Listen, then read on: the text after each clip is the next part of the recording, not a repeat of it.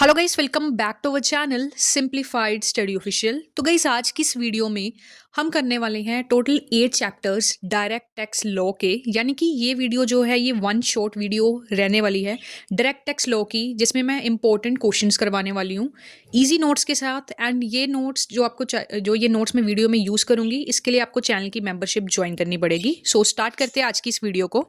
तो guys basically clubbing of income का क्या मतलब होता है। तो जनरली गाइस अगर हम बात करें तो हम जो इनकम टैक्स है या फिर टैक्स है हम अपनी इनकम पे क्या करते हैं, पे करते हैं। जो हमारी इनकम होती है उस पर जितना टैक्स लगता है हम पे करते हैं। बट कुछ ऐसे केसेस भी आते हैं जिसमें हम जो टैक्स हैं अपनी इनकम के अलावा किसी और की इनकम जो कमाई हुई है उस पर भी हम टैक्स पे करते हैं। तो इसी चीज़ को हम क्या कहते हैं, क्लबिंग ऑफ इनकम। मतलब क्लबिंग या फिर एग्रीगेशन ऑफ इनकम, मतलब टोटल इनकम। मान लो हमारी जो इनकम है, ठीक है, उस पर तो हमने टैक्स देना ही देना है, और किसी और की कमाई हुई इनकम पे भी हमें टैक्स देना पड़ेगा। तो ये सारी सिचुएशन होती है क्लबिंग ऑफ इनकम। मतलब किसी दूसरे की कमाए हुए पैसे को किसी दूसरे की इनकम पे हम अगर टैक्स दे रहे हैं और अपने पे भी टैक्स दे रहे हैं तो उससे हम कहते हैं क्लबिंग ऑफ इनकम या फिर एग्रीगेशन ऑफ इनकम। ठीक है, तो सेक्शन 60 से लेके 65 तक ये सारी प्रोविजंस आती हैं इनकम टैक्स एक्ट 1961 के अंदर, जो हम आगे इस वीडियो में पढ़ने वाले हैं। और गाइस क्लबिंग ऑफ इनकम को डीम्ड इनकम भी कहते हैं। ठीक है, तो अब इसकी इंपॉर्टेंट टर्म्स हैं। ठीक है, ये 4 टर्म्स हैं, इससे पढ़ लेते हैं। पहला है ट्रांसफर। ट्रांसफर का मतलब है वो पर्सन जो कोई भी एसेट या फिर इनकम किसी दूसरे पर्सन को ट्रांसफर कर रहा है, हम उसे ट्रांसफर कहते हैं। नेक्स्ट है ट्रांसफरी। ट्रांसफरी का क्या मतलब है, जिसको हमने एसेट्स या फिर इनकम ट्रांसफर की। For example A and B है, ए ने अपने एसेट्स बी को ट्रांसफर की है, तो ए हमारा ट्रांसफरर है एंड बी हमारा क्या है, ट्रांसफर ही है। नेक्स्ट है रिवोकेबल। रिवोकेबल का मतलब होता है किसी चीज़ को दोबारा से एक्वायर कर लेना, किसी चीज़ को वापस ले लेना। ठीक है, मान लो आपने कोई चीज़ या मशीनरी सोल्ड की थी, ए ने बी को मशीनरी सोल्ड की थी 2 लाख की। अब ए ने बी को सेल की थी, ठीक है, सोल्ड की थी, क्या की थी, मशीनरी की थी। अब ए वो जो मशीनरी है उसके पास राइट है कि वो क्या कर सकता है, उसने क्या कर लिया, रिवोक कर लिया, मतलब वो मशीनरी बी से वापस ले ली। तो ये जो चीज़ है क्या है, ये क्या है, रिवोक कर रहा है, उस चीज़ को वापस ले लेना। ठीक है, नेक्स्ट है गाइस माइनर। माइनर का क्या मतलब है, मतलब इन इंडिया में एट प्रेजेंट अगर कोई भी पर्सन 18 साल से कम है, 18 साल की उम्र से कम है, तो हम उसे माइनर कंसीडर करते हैं। ठीक है, तो ये कुछ इंपॉर्टेंट टर्म्स थी। नेक्स्ट है फर्स्ट आपका आ जाता है सेक्शन 60 के अंदर है। ठीक है, सेक्शन 60 से लेके 65 तक हमने पढ़ना है। पहले है आपका transfer of income without transfer of asset. आपने इनकम ट्रांसफर की बट एसेट नहीं ट्रांसफर किया। ठीक है, तो सेक्शन 60 के अंदर ये फॉलोइंग कंडीशंस सेटिस्फाई होनी चाहिए। पहला है the tax payer owns an asset. Tax payer जो है उसके पास ही एसेट की ओनरशिप होनी चाहिए। नेक्स्ट कंडीशन है जो ओनरशिप है एसेट की वो ट्रांसफर नहीं करेगा। थर्ड कंडीशन है इसमें आप इनकम जो है उस एसेट से जनरेट हुई है वो आप किसी दूसरे पर्सन को क्या करोगे, ट्रांसफर करोगे। फोर्थ कंडीशन है जो ट्रांसफर है आपने किया है इनकम का, एसेट का इसमें नहीं है। ठीक है, मतलब इसमें इनकम का ट्रांसफर होगा जो आपने किसी पर्टिकुलर एसेट से जनरेट की है। ठीक है, एंड ये जो ट्रांसफर है ये रिवोकेबल भी हो सकता है, इररिवोकेबल भी हो सकता है। रिवोकेबल हमने क्या पढ़ा था, रीएक्वायर, उस चीज़ को वापस ले लेना। वो वापस भी ले सकता है और नहीं भी ले सकता है। ठीक है, अगर गाइस ये अबव कंडीशन जो हमने 4 कंडीशंस पढ़ी हैं अगर ये सेटिस्फाई होती है तभी जो हमारा कह सकते हो इनकम है वो टैक्सेबल होगी in the hands of transferor. ठीक है, इसका एक एग्जाम्पल है, एग्जाम्पल से सारा समझ आ जाएगा। For example guys mister x के पास डिबेंचर्स हैं 1 लाख के, ABC लिमिटेड कंपनी के, एंड इंटरेस्ट 10,000 आ रहा है। ठीक है, अब मान लो जो ये इंटरेस्ट है एक्स अपने फ्रेंड वाई को ट्रांसफर कर देता है, डिबेंचर ट्रांसफर नहीं किए बट सिर्फ इंटरेस्ट ट्रांसफर किया। ठीक है, तो ये किसके अंदर आ जाएगा, हमारा transfer of income without transfer of asset. Debenture उसने ट्रांसफर नहीं किया, सिर्फ इंटरेस्ट जो है वो आगे ट्रांसफर कर दिया। मतलब उस एसेट से जो मतलब डिबेंचर से जो इंटरेस्ट जनरेट हुआ है उसने आगे वाई को क्या कर दिया, ट्रांसफर कर दिया। नेक्स्ट है रिवोकेबल ट्रांसफर ऑफ एसेट, ये सेक्शन 61 के अंदर आता है।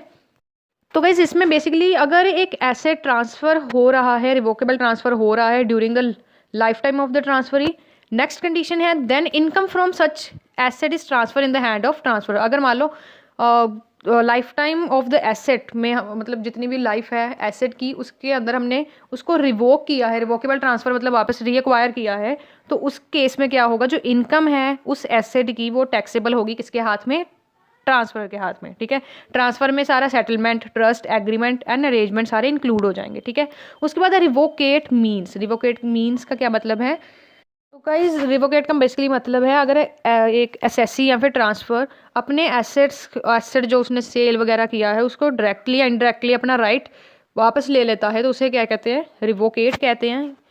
सिंपल इसका क्या मतलब है, जैसे मैंने कहा आपको, ए ने बी को मशीनरी सेल की थी, ए ने बी से मशीनरी वापस ले ली, ठीक है, तो वो क्या हो जाएगा, रिवोकेबल हो जाएगा, ठीक है, रिवोक हो जाएगा। नेक्स्ट है रेमुनरेशन ऑफ स्पाउस। तो गाइस रेमुनरेशन ऑफ स्पाउस के अंदर क्या आ जाता है, कंडीशन है इसमें भी। पहली कंडीशन है टैक्स पेयर एक इंडिविजुअल होना चाहिए।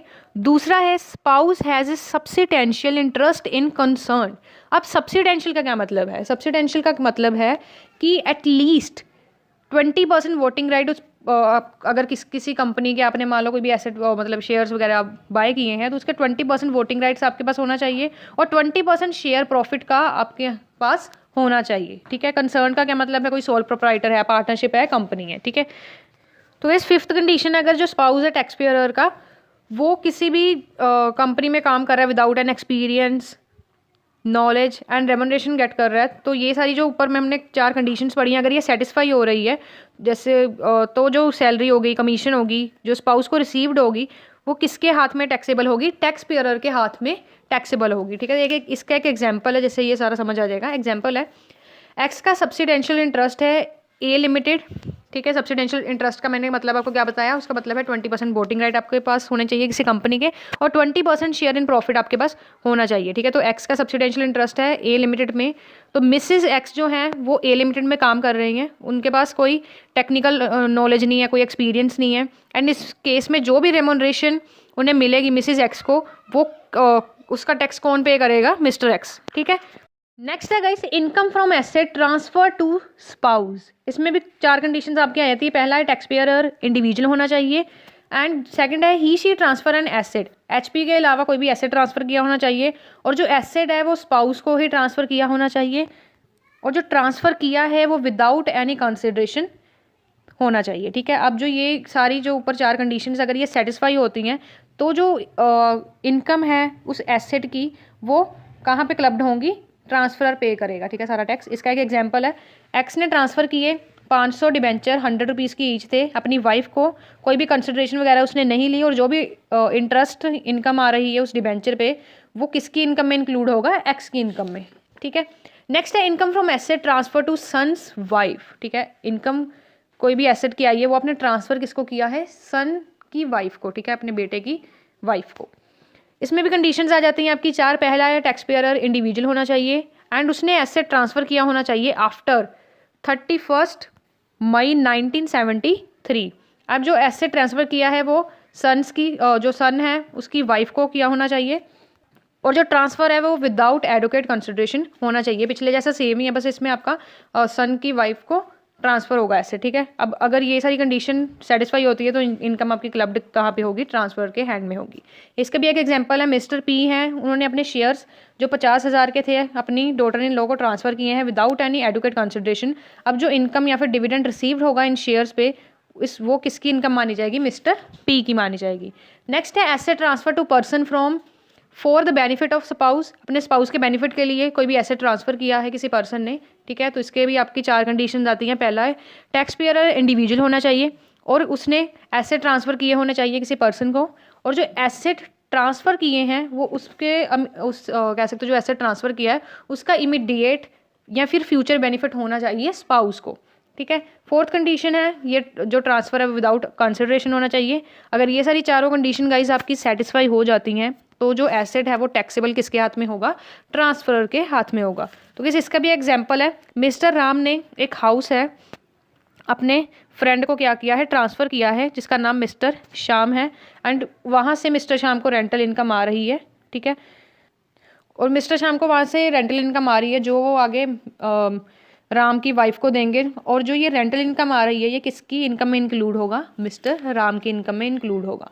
नेक्स्ट है asset transfer to person for the benefit of son's wife. अभी हमने पढ़ा asset transfer to person son's की वाइफ को, बट अब हम जो एसेट ट्रांसफ़र कर रहे हैं उससे किसको बेनिफिट होगा, सन की वाइफ को। इसके भी आपके 5 कंडीशंस हैं। पहला है टैक्स पेयर आपका इंडिविजुअल होना चाहिए। नेक्स्ट है एंड उसने जो एसेट है वो ट्रांसफ़र किया होना चाहिए 31 मई 1973 के बाद एंड जो एसेट है वो ट्रांसफ़र किया है किसी पर्सन को एंड जो एसेट है वो उससे इमीडिएट या फिर फ्यूचर बेनिफिट होगा सन की वाइफ को, एंड एसेट एडुकेट कंसिडरेशन के बगैर होना चाहिए, ठीक है। एंड इसका एग्जांपल है राम ने ट्रांसफ़र किया है हाउस अपने फ्रेंड को शाम को, ये सेम गाइज आपका जो अभी अपने पीछे पड़ा है ये सेम एज इट इज़ उसका एग्जाम्पल आ जाएगा। नेक्स्ट है guys income of minor child. इसमें गाइज आपके दो केसेस आ जाते हैं, पहला है इफ़ मैरिज परसिस्ट, केस 2 है if marriage does not persist. तो गाइस केस 1 में अगर मैरिज नहीं हुई हुई है उस माइनर चाइल्ड की, तो जो इनकम है वो क्लब्ड होगी पेरेंट्स की इनकम के साथ, मतलब वो पेरेंट की इनकम के साथ क्लब होगी जिसकी इनकम हाई होगी। केस 2 में अगर मैरिज नहीं हुई हुई है तो जो इनकम है किसके साथ क्लब्ड होगी, पेरेंट्स के साथ जो उस बच्चे को पाल रहा है, मेंटेन कर रहा है, ठीक है। इंपॉर्टेंट नोट इसमें क्या आ जाता है आपका, तो गाइस इंपॉर्टेंट नोट में आपका आ जाता है कि क्लबिंग ऑफ जो माइनर की इनकम है वो तब तक नहीं होगी जब तक ये जो प्रोविजंस हैं ये केसेस सेटिस्फाई नहीं हो जाते। पहला केस है इफ़ ही और she earn income by the way of manual work, अगर मैनुअल वर्क से वो काम कर रहा है, ठीक है, मजदूरी वगैरह कर रहा है, तो उस केस में क्या होगा, क्लबिंग ऑफ इनकम नहीं होगा। नेक्स्ट है इफ़ ही और she earn income with his और her skill talent experience and etcetera, अगर कोई इनकम वो अर्न कर रहा है अपने टैलेंट स्किल एंड एक्सपीरियंस से तो वो भी क्लब्ड नहीं होगी विद द पेरेंट्स।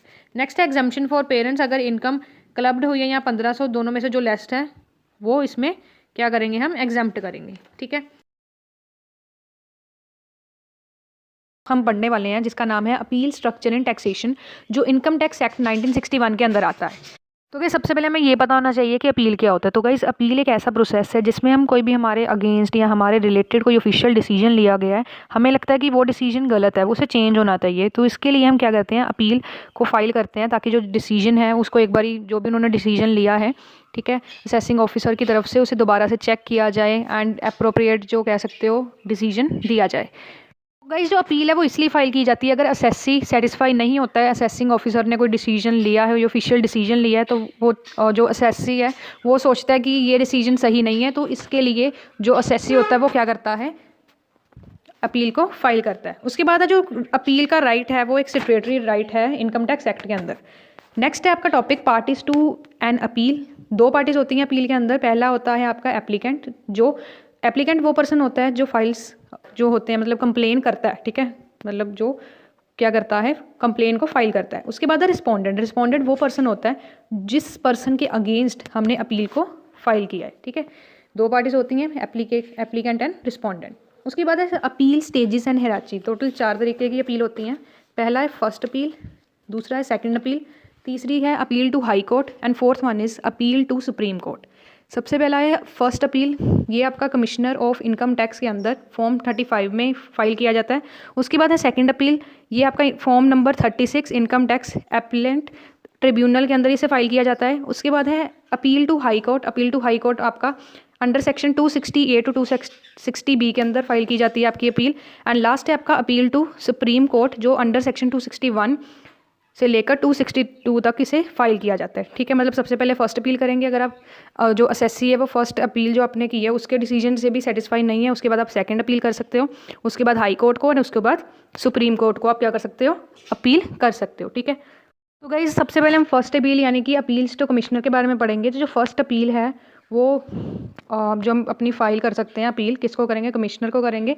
सबसे पहले कंडीशन फॉर अपील, क्या क्या कंडीशन है अपील के लिए। पहला है time limit for filing appeal, 1 महीने के अंदर यानी कि 30 डेज़ के अंदर मान लो आपको कोई ऑर्डर मिला है असेसी ऑफिसर की तरफ से, ठीक है, कोई भी डिसीजन हुआ है बट आप सोच रहे हो कि वो डिसीजन है वो गलत हो, तो 30 दिन के अंदर आप अपनी अपील को फाइल कर सकते हो। उसके बाद है फ़ीस। अब जो एप्लीकेशन है अपील की उसके लिए आपको कुछ फ़ीस पे करनी पड़ती है।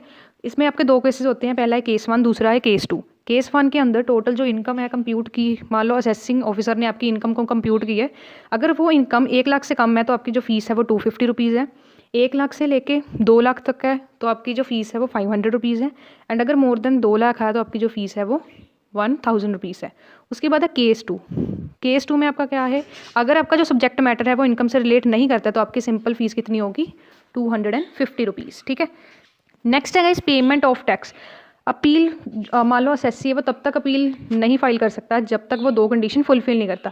पहली कंडीशन है उसने अपना जो टैक्स है उसे पे कर दिया होना चाहिए और साथ ही साथ जो अपनी रिटर्न है उसे भी फाइल किया होना चाहिए। दूसरी कंडीशन है चाहे उसने अपनी रिटर्न को फाइल नहीं किया हो बट उसने एडवांस टैक्स पे करना होगा, ठीक है। मतलब उसने अगर एसएससी ने एडवांस टैक्स पे किया है बट रिटर्न नहीं फिल की तो कोई बात नहीं, वो अपील कर सकता है, ठीक है। उसके बाद है अपीलेबल ऑर्डर्स, ठीक है। 3 तरीके के होते हैं। अब जो कमिश्नर है वो क्या कर सकता है, इम्पोज कर सकता है या इनहेंस कर सकता है पेनल्टी को, ठीक है, रिगार्डिंग मान लो रिफंड है कोई, ठीक है, रिफंड से रिलेटेड जो है वो डिसीजन ले सकता है कमिश्नर कि आपको रिफंड पैसा वापस मिलेगा नहीं मिलेगा, ठीक है। उसके बाद असेसमेंट या रीअसेसमेंट, दोबारा जो डिसीजन लिया गया उसको सारा चेक करना कि हाँ ये सही है या नहीं है, ये सारी चीज़ कमिश्नर चेक कर सकता है। उसके बाद है पावर ऑफ कमिश्नर अपील्स के अंदर। तो बेसिकली वो क्या कर सकता है, कमिश्नर कन्फर्म कर सकता है, इन्हेंस कर सकता है या कम कर सकता है आपकी असेसमेंट को, ठीक है, या फिर पेनल्टी को रिड्यूस भी कर सकता है एंड इन्हेंस भी कर सकता है। सपोज करो आपने इनकम टैक्स पे करना था एंड आपकी कोई पेनल्टी निकल आती है वहाँ से, ठीक है, मान लो आपको जुर्माना हो जाता है 10,000 का, ठीक है, आप चाहते हो मुझे इतना नहीं होना चाहिए था या मुझे फ़ाइन होना ही नहीं चाहिए था, तो आप उसके लिए अपील जो है अपनी फ़ाइल करोगे एंड अगर कमिश्नर को लगेगा कि हाँ आपको जो पेनल्टी है वो कम होनी चाहिए या नहीं होनी चाहिए, ठीक है, उसके रिगार्डिंग वो क्या लेगा, डिसीजन ले लेगा, ठीक है। नेक्स्ट है guys time limit for disposal of appeal. अब जो अपील एसएससी ने फाइल की है वो कितनी देर तक वो अपील का कह सकते हो रिजल्ट मिल जाना चाहिए या फिर जो अपील है वो ख़त्म होनी चाहिए। अगर पॉसिबल हो सके तो 1 साल के अंदर, जो फाइनेंशियल ईयर हमारा होता है ना, 1 साल के एंड तक जो अपील को क्या करना होगा, डिस्पोज करना होगा, ठीक है। मतलब पूरा जो अपील सबमिट की है उसका सारा हल वगैरह निकालना पड़ेगा। उसके बाद है अपील टू एप्लेंट ट्रिब्यूनल, ठीक है। अब हम पढ़ने वाले हैं अपील टू एपीलेट ट्रिब्यूनल, ठीक है। अगर एसएससी सेटिस्फाई नहीं होता है, पहले मैंने आपको बताया फर्स्ट अपील में हमने कमिश्नर के पास जाके अपनी अपील को फाइल किया। अगर कमिश्नर हमें कोई डिसीजन देता है, ठीक है, हमें लगता है कि हम जो एसएससी है वो उसके डिसीजन से भी सेटिस्फाई नहीं होता, तो आगे वो फर्दर किसके पास आएगा, अपीलेट ट्रिब्यूनल के पास, ठीक है, क्योंकि ये कमिश्नर से ज़्यादा क्या है, हाई अथॉरिटी है, जिसे हम एपीलेट ट्रिब्यूनल कहते हैं। उसके बाद है टाइम लिमिट फॉर अपील। अभी हमने फर्स्ट वाला कमिश्नर वाला भी किया, उसमें भी आपकी टाइम लिमिट थी, ठीक है। टाइम लिमिट है वो पिछले वाले में आपकी थी 30 डेज़ एंड इसमें आपकी 60 दिनों के अंदर, मान लो असेसिंग ऑफिसर ने आपको कोई ऑर्डर दिया है, 60 दिनों के अंदर अगर आप उसमें कोई अपील फाइल करना चाहते हो तो आप कर सकते हो। अगर हम फ़ीस की बात करें तो इसमें भी 2 केसेस आते हैं, केस 1 एंड केस 2। केस 1 में क्या है कि जो टोटल इनकम है असेसिंग ऑफिसर ने कंप्यूट किया, अगर वो 1 लाख से कम है तो 500 रुपये आपकी क्या है फ़ीस होगी, 1 लाख से 2 लाख है तो 1500 fees and more than 2 lakh है तो 1% ऑफ असेस्ड इनकम, जो जिसकी मैक्सिमम लिमिट 10,000 है, ठीक है। केस 2 में क्या है, अगर वो सब्जेक्ट मैटर है इनकम से रिलेट नहीं करता है तो उसके अंडर आपकी जो फ़ीस है वो 500 रुपीज़ होने वाली है, ठीक है। उसके बाद गाइज आपका टॉपिक कॉन्स्टिट्यूशन ऑफ ट्रिब्यूनल। अब जो ट्रिब्यूनल ये कॉन्स्टिट्यूट हुआ होता है सेंट्रल गवर्नमेंट के थ्रू एंड इसमें काफ़ी ज़्यादा जुडिशियल एंड अकाउंटिंग मेंबर्स होते हैं जो इस पर्पज़ के लिए फिट बैठते हैं, ठीक है।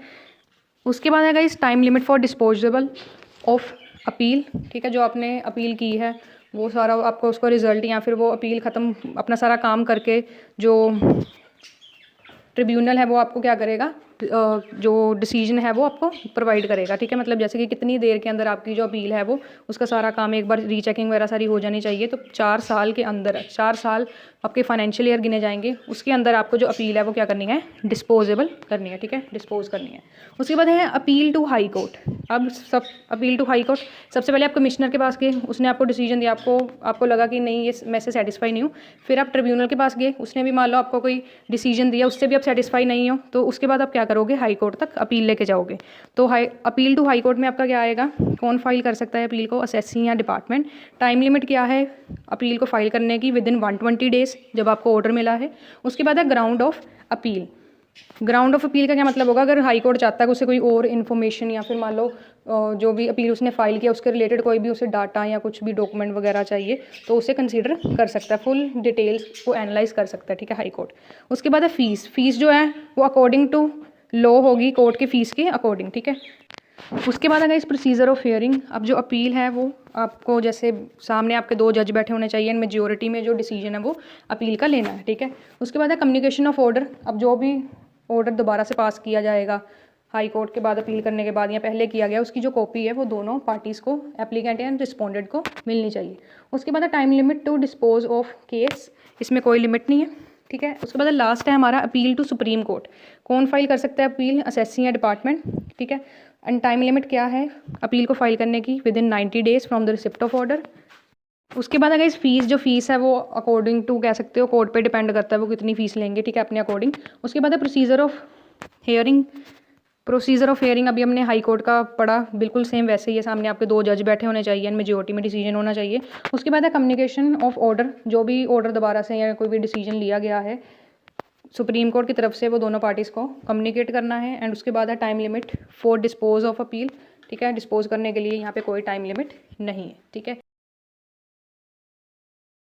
जो प्राइमरी ड्यूटी होती है गवर्नमेंट की, वो क्या होती है कि सिटीजन जो है उस कंट्री के, उसको सेफ गार्ड किया जाए।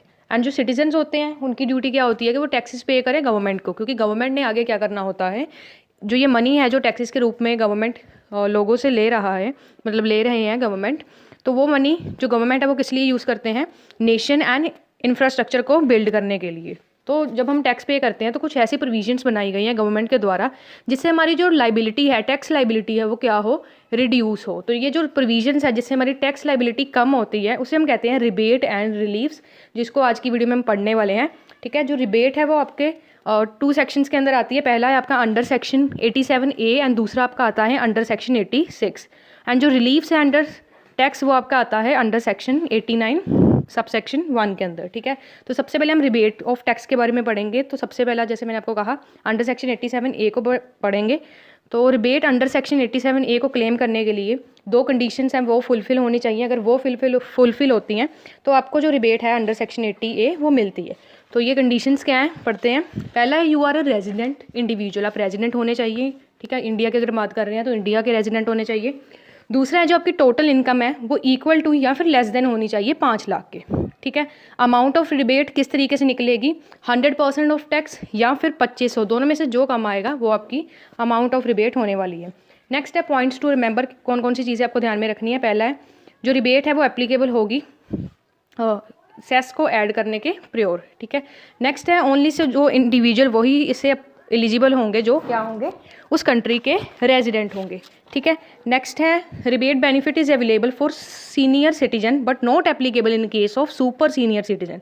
जो रिबेट है, रिबेट का बेनिफिट है, ये किसे अवेलेबल होगा, और सिटीजन जो नॉर्मल है, सीनियर सिटीजन के लिए भी अवेलेबल होगा, बट सुपर सीनियर सिटीजन के लिए ये अवेलेबल नहीं होगा, ठीक है। अब तो हमने ये सारे पढ़ ली कंडीशंस, अब एक एग्जांपल देखेंगे जिससे ये सारा क्लियर हो जाएगा।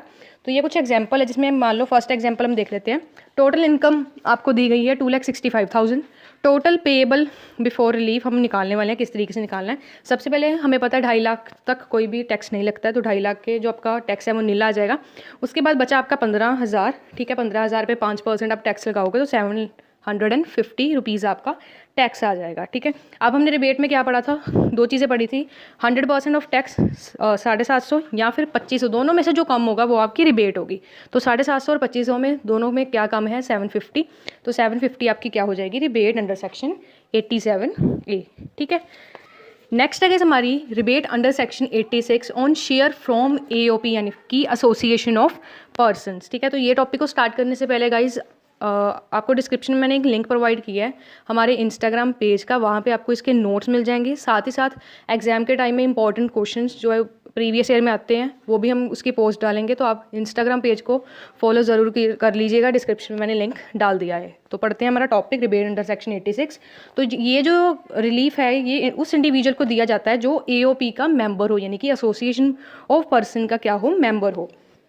अब जो ये रिबेट अंडर सेक्शन 86 ये प्रोवाइड की जाती है उस सिचुएशन में जहाँ जो पर्सनल इनकम है इंडिविजुअल की वो doesn't exceed nil slab rate of tax. अगर उसकी जो नील स्लैब रेट है जो बने हुए हैं, स्लैब रेट आपको पिछली वीडियो में मैंने पढ़ाया था, जो बने हुए हैं उसके अकॉर्डिंग अगर क्या होती है, एक्सीड नहीं होती है, स्लैब रेट से ज़्यादा नहीं जाती, तो उस केस में ये क्या होगा, एप्लीकेबल होगा।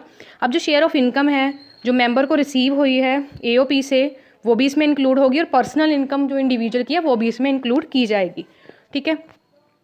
तो इस केस में क्या होगा, डबल टैक्सेशन हो जाएगा उस इनकम का। देयरफॉर जो मेंबर है उसे रिबेट अंडर सेक्शन 86 प्रोवाइड की जाएगी, क्योंकि देखो उसका एक तो टैक्स उसका किस पे लगेगा, AOP के शेयर पे, और उसकी पर्सनल इनकम पे भी लगेगा, तो उसको 2 बार ही टैक्स देना पड़ेगा, एक तरह का डबल टैक्सेशन हो जाएगा। तो इस चीज़ को रिमूव करने के लिए उसे रिबेट अंडर सेक्शन 86 प्रोवाइड किया जाएगा। इसके लिए एक फॉर्मूला है, total tax divide by total income into share from AOP, ठीक है। तो इसका भी एक एग्जाम्पल पढ़ेंगे, ये भी एकदम क्लियर हो जाएगा। तो गाइस इसका एग्जाम्पल है मिस्टर एक्स जो है ये मेंबर है पी के, एंड जो इनकी इनकम है वो 2,20,000 है एंड 80,000 जो है वो AOP से रिसीव हुए हैं। तो सबसे पहले टोटल इनकम, जैसे हमने कहा था दोनों चीज़ें हम टोटल इनकम भी इसमें लेंगे। टोटल इनकम है 3 लाख, ठीक है। फर्स्ट 2.5 लाख पे एकदम नील, टैक्स कोई नहीं लगेगा। नेक्स्ट 50,000 पे 5% सॉरी आपका क्या लगेगा, टैक्स लगेगा। 50,000 का 5% करोगे तो 2,500 आपका आ जाएगा, ठीक है। अब हमने एक फॉर्मूला पढ़ा था, total tax divide by total income into share from AOP। यहाँ पे टोटल टैक्स हमने कितना निकाला, 2,500 डिवाइड करेंगे टोटल इनकम के साथ। टोटल इनकम कितनी है यहाँ पे, 3 लाख है। तो 3 लाख का इस टोटल इनकम कैसे आई, मैंने अभी आपको कंडीशंस पढ़ाई, हमने वहाँ पे देखा था शेयर ऑफ AOP के साथ साथ उस मेंबर की जो पर्टिकुलर पर्सनल इनकम होगी वो भी हम ऐड करते हैं। तो 2,20,000 में 80,000 ऐड करोगे तो 3 लाख हो जाएगा, ठीक है। तो ये फॉर्मूले में कैसे लगाना है, टोटल टैक्स आपका 2,500 है, डिवाइड कर दोगे 3 लाख से एंड उसको मल्टीप्लाई कर दोगे 80,000 से, ठीक है। 80,000 आपका क्या है, AOP का शेयर है। तो करोगे तो आपका जो इसमें जो आपका टैक्स आ जाएगा 667 आपका आ जाएगा, ठीक है। तो इसमें आप क्या करोगे, जितना भी आपका टैक्स आया, जैसे कि 2,500 आपका टैक्स आया तो उसमें से जो ये रिबेट है 667 को माइनस कर दोगे तो आपका 1,833 आपका क्या आ जाएगा, टैक्स लायबिलिटी आ जाएगी मिस्टर एक्स की, ठीक है। नेक्स्ट है गाइस आपका टॉपिक रिलीफ अंडर सेक्शन 89(1), ठीक है, 89 सबसेक्शन 1। तो गाइस इसमें क्या होगा कि जो सैलरी है वो टैक्सेबल अब हमारी कब होती है, प्रीवियस ईयर में होती है, ठीक है, जब हमें ड्यू हुई है या फिर रिसीव हुई है।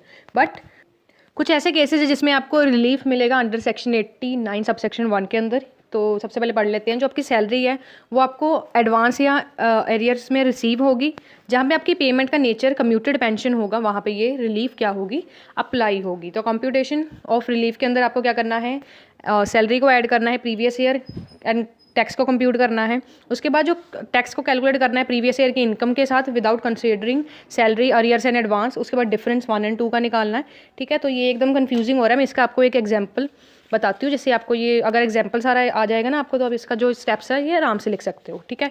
सबसे पहला है आपका GTI मतलब ग्रोस टोटल इनकम, जो आपको प्रीवियस ईयर 2022 टू 23 की गिवन है 5,25,000। अरियर्स हैं सैलरी के 2019-20 के जो रिसीव हुए हैं 40,000, ठीक है, ये आपको 2021-22 में रिसीव हुए हैं। एंड GTI है आपकी प्रीवियस ईयर की 2019-20 की 4,35,000। इसमें आपको रिलीफ अंडर सेक्शन 59 सबसेक्शन 1 को कैलकुलेट करना है, ठीक है। इसमें आपको क्या करना है, रिलीफ जो है आपका 89 सबसेक्शन 1 के अंदर कैलकुलेट करना है। सबसे पहले पहला स्टेप क्या है, GTI जो है 2022 एंड 23 की कितनी आपकी 5,25,000, इसमें जो अरियर्स हैं सैलरी को उसे ऐड करना है। 40,000 ऐड करोगे तो 5,65,000 हो जाएंगे। उसके बाद टैक्स लगाओगे तो इसका आपका कितना आ जाएगा, 25,500 आपका आ जाएगा। स्टेप 2 में क्या है आपका, जो आपकी GTI है प्रीवियस ईयर की 2022-23 की, इस पर आपको टैक्स लगाना है, अरियर्स वगैरह इसमें ऐड नहीं करने हैं, ठीक है। 17,500 आपका आ जाएगा। उसके बाद स्टेप 1 एंड स्टेप 2 का जो आपका आ रहा है इसका आपको डिफरेंस निकालना है, 800 आ जाएगा। स्टेप 4 में आपको क्या करना है, GTI जो 2019 एंड 20 की है आपकी 4,35,000 में आपको अरियर्स ऐड करने हैं 40,000, 4,75,000 आ जाएगा। इसका टैक्स आपका 22,500 आ जाएगा। एंड स्टेप 5 में आपका जो GTI है प्रीवियस ईयर का 2019-20 का 4,75,000, इसमें भी अरियर्स आपको ऐड नहीं करने हैं, टैक्स लगाओगे 18,500 आपका आ जाएगा। उसके बाद गाइस स्टेप 4 एंड स्टेप 5 का डिफरेंस फाइंड आउट करोगे तो आपका 4,000 आ जाएगा। उसके बाद जो आपका स्टेप 3 एंड स्टेप 6 में जो आपका वैल्यूज़ आई हैं उसे आप माइनस करोगे, 8,000 माइनस 4,000 को करोगे तो आपका 4,000 आ जाएगा। तो ये आपका रिलीफ अंडर सेक्शन 89 सबसेक्शन 1 आ जाएगा। तो गाइस ये था आपका टॉपिक रिबेट्स एंड रिलीफ का। होप सो वीडियो अच्छी लगी होगी। एंड गाइस डिस्क्रिप्शन में मैंने इंस्टाग्राम पेज का आपको लिंक दे दिया, उसे भी आप फॉलो कर सकते हैं नोट्स एंड इंपॉर्टेंट क्वेश्चन के लिए। इनकम टैक्स एक्ट के अंदर कुछ ऐसी पेनल्टीज़ होती हैं जो इनकम टैक्स अथॉरिटी जो है वो इम्पोज करती हैं सर्टेन केसेस पे।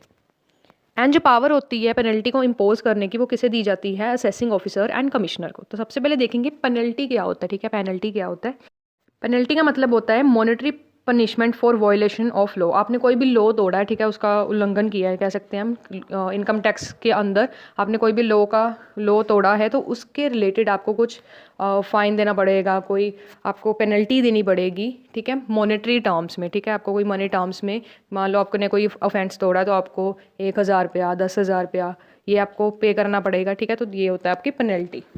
और पेनल्टी हमें कब पे करनी पड़ती है, जब जो असेसी होता है या फिर कोई पर्सन होता है वो इनकम टैक्स की प्रोविज़न को नहीं फुलफिल कर पाता है। एंड दूसरी तरफ अगर हम देखें वो अगर टैक्स पे नहीं करता है, टैक्स को इवेड करता है, टैक्स की चोरी करता है, ठीक है। तो उस केस में जो वो पर्सन है वो लाइबल होता है penalty under the income tax act, ठीक है। इसमें हम कुछ प्रोविजंस एंड सेक्शंस पढ़ेंगे जिसके अंदर पेनल्टीज़ होती हैं, ठीक है। तो नंबर 1 है आपका सेक्शन 221 सबसेक्शन 1। इसके अंदर क्या होता है, फेलियर टू पे टैक्स। अगर एक पर्सन टैक्स पे नहीं करता है तो जितना भी पेनल्टी कितनी होगी, maximum up to tax due. मान लो अगर 20,000 का टैक्स देना उसने तो 20,000 देगा, ठीक है। जितनी मैक्सिमम टैक्स की लिमिट होगी वो उतना पे करेगा। नेक्स्ट है सेक्शन 270A। इसके अंदर क्या होगा, अंडर रिपोर्टिंग की आपको 50% टैक्स अब पे करना पड़ेगा, और मिस रिपोर्टिंग ऑफ इनकम में आपको 200% ऑफ टैक्स देना पड़ेगा। अंडर रिपोर्टिंग का क्या मतलब हो गया, मतलब जितनी आपकी इनकम बनती है ना, आपने उससे कम शो की, ठीक है, या कोई कह सकते हो गड़बड़ी कर दी, एक्चुअल आपने इन्फॉर्मेशन प्रोवाइड नहीं की, ठीक है, तो उस केस में आपको जितना भी आपका टैक्स बनता है 50% ऑफ टैक्स आपको एज अ पेनल्टी देनी पड़ेगी। दूसरा है मिस रिपोर्टिंग ऑफ इनकम। आपने जानबूझ के अपनी इनकम को कम दिखाया ताकि मुझे कम टैक्स पे करना पड़े, उस केस में भी 200% ऑफ टैक्स आपको पेनल्टी पड़ेगी। नेक्स्ट है सेक्शन 271A। इसके अंदर ऑफेंस क्या होगा कि अगर आपने बुक्स ऑफ अकाउंट्स को मेंटेन नहीं किया अच्छी तरीके से, या फेल हो गए हो बुक्स ऑफ अकाउंट को मेंटेन करते वक्त, तो आपको 25,000 का क्या लगेगी, पेनल्टी लगेगी। नेक्स्ट है सेक्शन 271B। अगर आप अकाउंट्स ऑडिट नहीं करवाते हो तो उस केस में 0.5% जो आपकी टोटल सेल्स का है, मतलब आप अगर मान लो 5 लाख आपकी टोटल सेल है तो उस पर आपको 0.5% या फिर 1.5 लाख, दोनों में से जो अमाउंट कम होगा वो आपकी क्या होगी, पेनल्टी होगी, सेक्शन 271B के अंदर। नेक्स्ट है सेक्शन 271BB।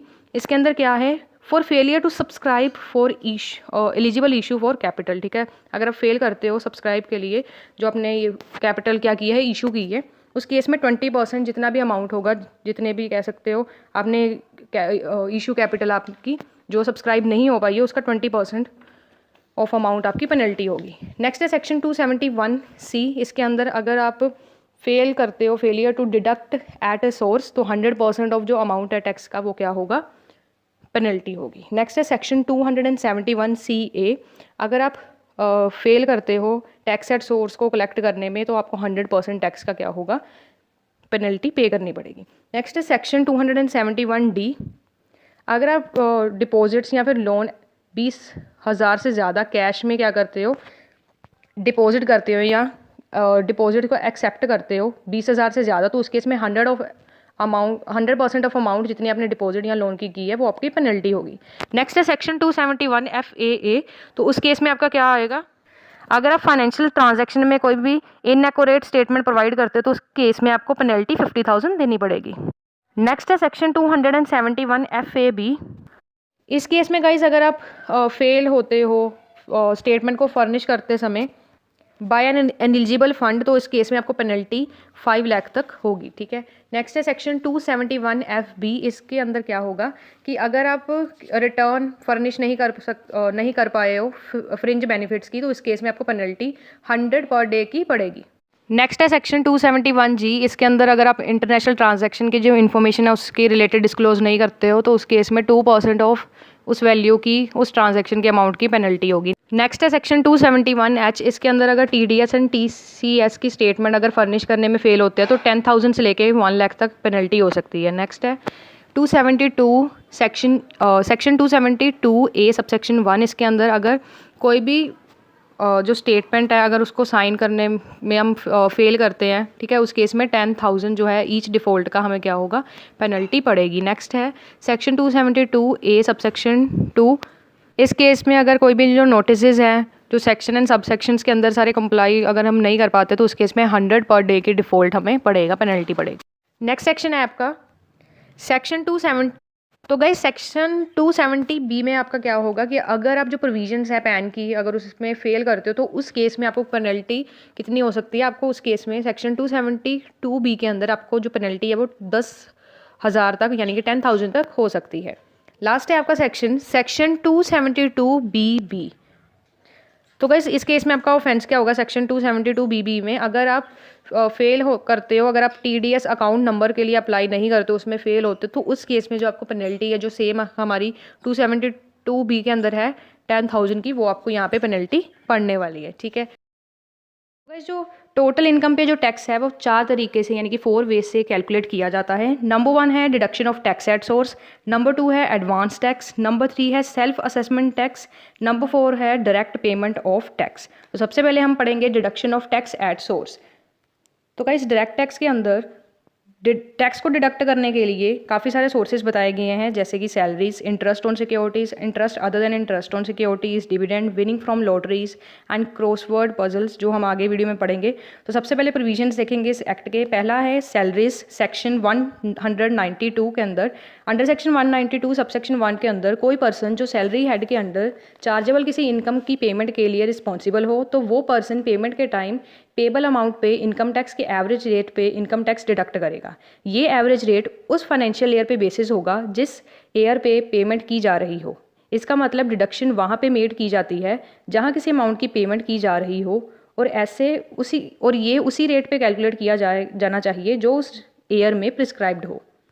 नेक्स्ट है नोट, जो टैक्स है सैलरी पे वो डिडक्ट अंडर सेक्शन 192 पे डिडक्ट नहीं होगा।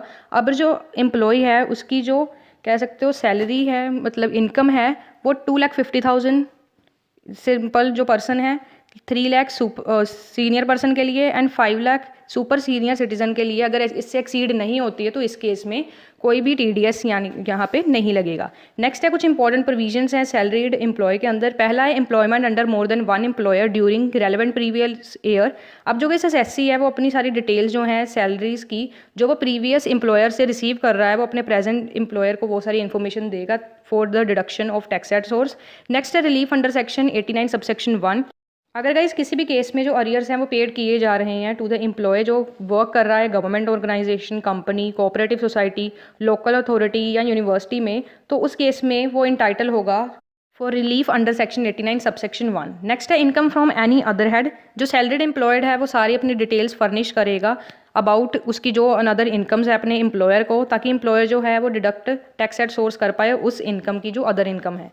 नेक्स्ट है स्टेटमेंट ऑफ पर्क्स और profit in lieu of salary to employer. अब जो पर्सन है वो रिस्पॉन्सिबल है कि वो टैक्स पे करेगा अपनी इनकम पे जो भी किस हेड के अंदर सैलरीज हेड के अंदर आएगा, एंड उसकी वो सारी जो डिटेल्स है वो उसे अच्छे तरीके से फर्निश करेगा। नेक्स्ट है अलोएबिलिटी ऑफ डिडक्शन अंडर सेक्शन 80, जो यहाँ पे सैलरीज के अंडर डिडक्शंस कुछ दी जाती हैं 80C, 80CC, 80CCD, 80D, 80DD, 80E, 80G, 80GG। Next है tax on non monetary perks can be paid by employer section 192 subsection 1A। जो एम्प्लॉयर है उसके पास ऑप्शन होता है कि वो अपना जो टैक्स है पे कर सकता है by the way of pre required जो भी उसे मिलते हैं उस अमाउंट से वो टैक्स को पे कर सकता है। नेक्स्ट है इंटरेस्ट ऑन सिक्योरिटीज़, ये सेक्शन 193 के अंदर आता है जिसमें आपको जो TDS है 10% लगता है। अगर कोई भी सिक्योरिटी से आपको इंटरेस्ट आ रहा है उस केस में आपको जो TDS है वो 10% पे करना पड़ता है, बट यहाँ पे कुछ केसेस है जिसके अंदर आपको TDS नहीं पे करना पड़ता है। अगर गाइस इंटरेस्ट पे किया जा रहा है वाइडली हेल्ड कंपनी के थ्रू, उस केस में भी आपको इंटरेस्ट जो है मतलब जो TDS है उसे पे नहीं करना है, या फिर जो आपकी इंटरेस्ट ऑन सिक्योरिटीज़ की अमाउंट जो है वो 5,000 से एक्सीड नहीं कर रही है उस केस में भी आपको TDS पे नहीं करना है, या फिर जो इंटरेस्ट है वो पे किया जा रहा है या पेबल किया जा रहा है किसी भी इंडिविजुअल या HUF को, उस केस में भी आपको क्या करना है इंटरेस्ट ऑन सिक्योरिटी पे TDS पे नहीं करना है। तो rate of TDS interest on securities के केस में आपका 10% होगा। नेक्स्ट है डिविडेंड, सेक्शन 194 के अंदर आता है। तो गाइज़ अगर आपको डिविडेंड मिल रहा है उस केस में आपको जो TDS है वो 10% देना पड़ेगा। अगर गाइज़ आपकी जो डिविडेंड की अमाउंट है 5,000 से एक्सीड करती है उस केस में आपको TDS पे करना है, एंड आप रेजिडेंट होने चाहिए इंडिया के। अगर आपका जो डिविडेंड है 5,000 से एक्सीड नहीं करता है तो कोई भी आपको TDS नहीं पे करना है। तो यहाँ पे कुछ केसेस है जिसमें आपको जो TDS है वो पे नहीं करना है अगर आपको डिविडेंड मिल रहा है। अगर डिविडेंड पे किया जा रहा है किसी भी इंडिविजुअल यानी कि शेयर होल्डर को, उस केस में भी आपको TDS जो है वो पे नहीं करना है। या जो शेयर्स आपने खरीदे जिस पे आपको डिविडेंड मिल रहा है वो लिस्टेड हैं recognised stock exchange of India में, उस केस में भी आपको नहीं करना है। या फिर जो एग्रीगेट अमाउंट है, टोटल अमाउंट है डिविडेंड की फाइनेंशियल ईयर के लिए 5,000 से एक्सीड नहीं कर रही है, उस केस में भी TDS आपको पे नहीं करना है। या फिर जो डिविडेंड इंटरेस्ट जो है अनदर देन किसी और मोड में कैश से अनदर देन किसी और मोड में आपको दिया जा रहा है, चेक के थ्रू दिया जा रहा है, तो इस केस में भी आपको डिविडेंड पे नहीं करना है। नेक्स्ट है विनिंग फ्रॉम लॉटरीज और cross world puzzle, section 194B के अंदर आता है। सेक्शन 194B कहता है कि इनकम टैक्स जो है वो डिडक्ट होगा at the source of income by the way of winning from lotteries. इस केस में आपको अगर आपकी अमाउंट जो है 10,000 से एक्सीड करती है, आपको विनिंग आप जीते हो लॉटरी में, आपको कोई भी पैसा मिला 10,000 से एक्सीड करता है, तो उस केस में आपको जो TDS है रेट ऑफ TDS है वो 30% लगेगा। नेक्स्ट है विनिंग फ्रॉम हॉर्स रेसेस, इस केस में भी सेम ही आपका आ जाता है। अगर आप हॉर्स रेसेस में जीते हो, कोई भी अमाउंट जीते हो 10,000 से एक्सीड करती है तो 30% आपको क्या करना है पे करना है, और यहाँ पे कोई भी सरचार्ज या एजुकेशनल सेस नहीं आपको पे करना पड़ेगा। अगर 10,000 से कम होगा तो आपको कोई भी TDS यहाँ पे नहीं करना है। नेक्स्ट है guys insurance commission, section 194D के अंदर आता है। तो गाइस टैक्स एट सोर्स के लिए जो पर्सन एलिजिबल होगा, कोई पर्सन है उसे रेमुनरेशन या फिर कोई कमीशन मिल रही है किसी भी इंश्योरेंस बिजनेस के लिए, अगर उसकी जो कमीशन या फिर कह सकते हो जो भी रेमुनरेशन है 15,000 से एक्सीड करती है, तो उस केस में उसे TDS पे करना पड़ेगा। जो रेट ऑफ TDS है वो दो तरीके से आप कैलकुलेट करोगे। अगर जो रिसिप्टेंट है वो रेजिडेंट है and other than as a domestic company है तो 5% पे करना पड़ेगा, और रिसिप्टेंट है एंड डोमेस्टिक कंपनी है उसमें वर्क कर रहा है तो 10% उसे इंश्योरेंस कमीशन क्या है मतलब उस पर TDS उसे पे करना पड़ेगा। नेक्स्ट है payment under life insurance policy, section 194 सब DA। तो इस केस में एसएससी जो लाइबल है वो कौन पर्सन है, जो रिस्पॉन्सिबल है किसी भी पेमेंट कर रहा है वो लाइफ इंश्योरेंस पॉलिसी की। कंडीशन क्या है, जो पेई है वो रेजिडेंट होना चाहिए कंट्री का एंड उसने लाइफ इंश्योरेंस पॉलिसी ली होनी चाहिए, एंड जो सम है वो पे कर रहा है वो एग्जेम्प्ट नहीं होना चाहिए in the hands of receipt under section 10 sub section DA के अंदर। और अगर गाइज जो ये अमाउंट है वो पेमेंट तभी करेगा अगर 1 लाख से क्या होगा, एक्सीड होगा। अगर पेमेंट 1 लाख से एक्सीड हो रही है उस केस में वो TDS 5% जो है वो पे करेगा। नेक्स्ट है guys repayment of units of mutual funds cover under section 80 CC/B। इस केस में गाइज जब रीपेमेंट आपने करनी है यूनिट्स ऑफ UTI की या फिर म्यूचुअल फंड्स की, उस केस में डिडक्शन आपको मिलेगी अंडर सेक्शन 80 CC/B की, एंड टैक्स आपको 20% यहाँ पे करना पड़ेगा। ठीक है, तो अभी हमने इसके डिडक्शन पढ़े हैं, डिडक्शन TDS हमने इसके जो टॉपिक है वो पढ़ा है। अगली वीडियो में गाइज आने वाली वीडियो में हम इसके जो एडवांस टैक्स का टॉपिक है इस चैप्टर में से वो हम पढ़ने वाले हैं। तो गाइज आज की वीडियो में इतना ही। डायरेक्ट टैक्स लॉ की फुल प्लेलिस्ट का लिंक आपको डिस्क्रिप्शन में मिलेगा। नेक्स्ट वीडियो में हम करेंगे एडवांस पेमेंट ऑफ टैक्स और pay as you earn scheme. Thank hello guys, welcome back to our channel. पहले जब हम सभी को पता है कि जो इनकम टैक्स है वो हम टोटल इनकम किसी भी एसएससी की प्रीवियस ईयर की जो इनकम होती है टोटल इनकम पे लगता है। अब जो टोटल इनकम है वो हम जो डिफरेंट हेड्स हमारे होते हैं, डिफरेंट सोर्सेज ऑफ इनकम होते हैं, उनको टोटल करके हम क्या करते हैं, टोटल इनकम निकालते हैं। और उसके रिलेटेड जो हमें बिजनेस होता है, सभी जो हमारे डिफरेंट हेड्स ऑफ इनकम है, ठीक है, डिफरेंट सोर्सेज ऑफ इनकम है, उसको ऐड करके हम टोटल इनकम निकालते हैं जिसमें हम अपना प्रॉफिट वगैरह पता करते हैं। पर ज़रूरी नहीं है कि हमें हर साल क्या हो, प्रॉफिट ही हो। इसका एग्जांपल है गाइस, मान लो एक एसएससी है वो 3 डिफरेंट जो बिजनेसेस है उसे रन कर रहा है। मान लो उस पहला बिजनेस है क्लोथ शॉप बिजनेस, दूसरा है साइकिल मैन्युफैक्चरिंग, तीसरा है होजरी गुड मैन्युफैक्चरिंग। अब देखो हर साल ज़रूरी तो नहीं है ना कि सभी बिजनेसेस में हमें प्रॉफिट भी हो। हाँ, हो सकता है कि हमें प्रॉफिट हो, बट मान लो अब जो ये 3 बिजनेसेस हैं जो हमें बिजनेस से इनकम होती है, हम उसे क्या किस हेड में आता है, हमारा profit and gain of business और प्रोफेशन। बट ज़रूरी नहीं है, जैसे मैंने आपको बताया, हर सोर्स से हमें हमेशा ही क्या हो, प्रॉफिट हो। मान लो अगर हमें 2 सोर्सेज से प्रॉफिट भी हो रहा है तो हो सकता है एक सोर्स से हमें लॉस हो। अब जो इस एक सोर्स से हमें लॉस हो रहा है, मान लो जैसे मैंने आपको बताया 3 बिजनेसेस हैं, मान लो क्लोथ शॉप बिजनेस से हमें क्या हो रहा है, लॉस हो रहा है, but cycle manufacturing and hosiery good manufacturing से हमें प्रॉफिट हो रहा है। ठीक है, तो जो हमें क्लॉथ शॉप बिजनेस से लॉस हो रहा है उससे हम एडजस्ट करेंगे हमारे cycle manufacturing and hosiery good manufacturing जो बिजनेसेस में हमें प्रॉफिट आ रहा है उसमें हम एडजस्ट कर देंगे। और जो ये हम लॉस को प्रॉफिट में क्या कर रहे हैं, एडजस्ट कर रहे हैं, इसे हम कहते हैं सेट ऑफ। ठीक है, आगे हम वीडियो में पढ़ेंगे, एकदम अच्छी तरीके से समझ आ जाएगा। ठीक है, अब हम करेंगे हमारा जो मेन टॉपिक है जिसका 15 मार्क्स का क्वेश्चन आता है। ठीक है, लॉन्ग क्वेश्चन आता है, set of and carry forward of losses का। ठीक है, स्टार्ट करते हैं।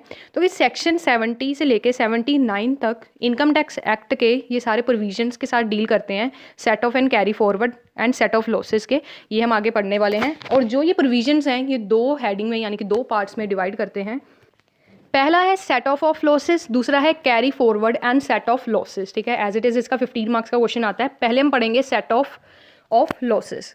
तो सबसे पहले हम पॉइंट पढ़ेंगे सेट ऑफ लॉसेस। जब हमें कोई भी लॉस हो रहा है प्रीवियस ईयर में, और अब मान लो अगर हमें प्रॉफिट एंड गेन, जो हमारा profit and gain from business and profession से हमें, जैसे मैंने आपको शुरू में बताया था 3 बिजनेसेस हैं, एक में हमें लॉस हो रहा है, बाकी दो बचे हमें उसमें क्या हो रहा है, प्रॉफिट हो रहा है। तो उस जो लॉस हुआ है उसी सोर्स में हम उन जो 2 हमारे बिजनेस थे उनसे हमें प्रॉफिट हो रहा है, तो उस लॉस को हम उस प्रॉफिट में क्या कर सकते हैं, एडजस्ट कर सकते हैं, यानी कि सेट ऑफ कर सकते हैं, जिसे हम कहते हैं सेट ऑफ लॉसेस। अब कुछ केसेस हैं, ठीक है, इसमें में आगे हमारे 2 वेज आ जाते हैं जिससे हम सेट ऑफ कर सकते हैं लॉसेस को। पहला है set off loss from one source against income from other source with in the same head of income, जिसे हम इंटर सोर्स सेट ऑफ भी कहते हैं। ये हमारा सेक्शन 70 के अंदर आता है। अब जो इस इनकम होती है एक हेड की, उसे हम क्या करते हैं, जो डिफरेंट सोर्सेज हैं, जैसे कि मान लो profit and gain from business and profession की अगर हम बात करें, जो हमने शुरू में पढ़ा 3 जगह से हमें क्या हो रहा था, 3 बिजनेसेस हैं, profit and gain from business and professions के जो अंदर आते हैं 3 बिजनेसेस हैं, ठीक है। 2 में हमें प्रॉफिट हो रहा है, 1 में हमें क्या हो रहा है, लॉस हो रहा है। इसका एक एग्जांपल लेते हैं जिससे इजीली समझ आ जाएगा। मान लो एक एसएससी है, वो 2 बिजनेस रन कर रहा है, ए एंड बी, एंड उसे क्या हो रहा है, ए बिजनेस से 2 लाख का प्रॉफिट आ रहा है और बी बिजनेस से उसे लॉस आ रहा है 1 लाख का। अब देखो गाइस, एक बिजनेस में उसे प्रॉफिट हो रहा है, दूसरे बिजनेस में उसे लॉस हो रहा है, ठीक है। अब हम इस हेड की इनकम को निकालते समय हम इस लॉस को क्या करेंगे, सेट ऑफ करेंगे। देखो 2 लाख का में बिजनेस आ रहा है, 1 लाख का में लॉस हो रहा है, तो 2 लाख में हम 1 लाख लेस कर देंगे तो हमारा 1 लाख क्या आ जाएगा, प्रॉफिट आ जाएगा, ठीक है। अब हमें समझ आ गया कि एक हेड के अंदर डिफरेंट जो सोर्स ऑफ इनकम है उसे हम किस तरीके से सेट ऑफ कर सकते हैं। अगर एक में प्रॉफिट है, दूसरे में लॉस, हम उसे लेस करके हमारा सेट ऑफ लॉस को क्या कर देंगे, सेट ऑफ कर देंगे। बट यहाँ पे कुछ एग्जाम्पशंस हैं, 6 एग्जाम्पशंस हैं जो हम पढ़ने वाले हैं, जो इसमें इंक्लूड नहीं होती हैं, ठीक है। पहला है आपका स्पेकुलेशन लॉस, जो आपका सेक्शन 73 सबसेक्शन 1 के अंदर आता है। अब गाइस इसके अंदर क्या है, कोई भी आपको स्पेकुलेशन बिजनेस, स्पेकुलेशन का क्या मतलब, कोई सट्टेबाजी का बिजनेस आपने, ठीक है, और वहाँ से आपको कोई प्रॉफिट हुआ है, उस केस में मान लो आपको स्पेकुलेशन बिजनेस में लॉस हुआ है, तो उसको आप स्पेकुलेशन प्रॉफिट के साथ क्या कर सकते हो, सेट ऑफ कर सकते हो। बट अगर आपको स्पेकुलेशन बिजनेस लॉस हुआ है और उससे आप नॉन स्पेकुलेशन प्रॉफिट के साथ सेट ऑफ नहीं कर सकते, मतलब स्पेकुलेशन बिजनेस लॉस को सिर्फ स्पेकुलेशन प्रॉफिट के साथ ही सेट ऑफ कर सकते हो, पर स्पेकुलेशन बिजनेस लॉस को नॉन स्पेकुलेशन बिजनेस के साथ सेट ऑफ नहीं कर सकते हो।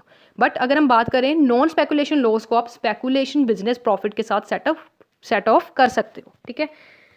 नेक्स्ट है इस पॉइंट हमारा loss from specific business refer to in section 35A(D), हमारा सेक्शन 73A सबसेक्शन 1 के अंदर आता है। इसमें गाइस क्या है, मान लो कोई भी आपको लॉस हो रहा है, ठीक है, कोई भी आपको लॉस हो रहा है किसी भी स्पेसिफिक बिजनेस में जो आपका सेक्शन 35A(D) के अंदर आता है। सेक्शन 35A(D) के अंदर आपके कुछ बिजनेसेस आते हैं, जैसे कि बिजनेस आपका कोल्ड चेन फैक्ट्री है, या फिर एग्रीकल्चर प्रोड्यूस को स्टोर करने के लिए वेयर हाउसिंग बिजनेस है। जो ये सारे हमने जो बिजनेसेस देखे सेक्शन 35A(D) के अंदर, अगर इसमें आपको कोई लॉस हो रहा है तो इस लॉस को आप किस इनकम में, किस बिजनेसेस में सेट ऑफ कर सकते हो, सिर्फ वो बिजनेसेस में आप सेट ऑफ कर सकते हो लॉसेस को जो सेक्शन 35A(D) के अंदर आते हैं। मतलब मान लो आपका बिजनेस है कोल्ड चेन फैसिलिटी या कोल्ड चेन फैक्ट्री का आपका बिजनेस है, उसमें आपको क्या हुआ, लॉस हुआ। बट आपको एग्रीकल्चरल जो प्रोड्यूस की वेयर हाउसिंग का आपका बिजनेस है उसमें आपको प्रॉफिट हुआ, ठीक है। मान लो कोल्ड चेन फैसिलिटी में आपको क्या हुआ, 1 लाख का लॉस हुआ, ठीक है। बट वेयर हाउसिंग बिजनेस जो एग्रीकल्चर प्रोड्यूस का है उसमें आपको 3 लाख का प्रॉफिट हुआ, ठीक है। तो इसमें आप सेट ऑफ कर सकते हो। बट किसी ये वाले लॉस में, मतलब सेक्शन 35A(D) में जो बिजनेसेस आपको बताए गए हैं, इसमें आपको लॉस हो रहा है और इस लॉस को आप किसी और बिजनेस, किसी और हेड के बिजनेस के साथ सेट ऑफ नहीं कर सकते। नेक्स्ट है long term capital loss. Long term capital loss में आप क्या करोगे, लॉन्ग टर्म कैपिटल लॉस को आप किसके साथ सेट ऑफ कर सकते हो, सिर्फ लॉन्ग टर्म कैपिटल गेन के साथ क्या कर सकते हो, सेट ऑफ कर सकते हो। लॉन्ग टर्म कैपिटल लॉस को शॉर्ट टर्म कैपिटल गेन के साथ सेट ऑफ नहीं कर सकते। अगर हम बात करें शॉर्ट टर्म कैपिटल लॉस को आप long term capital gain and short term capital gain दोनों के साथ क्या कर सकते हो, सेट ऑफ कर सकते हो। नेक्स्ट है loss from owning and maintenance of horse races.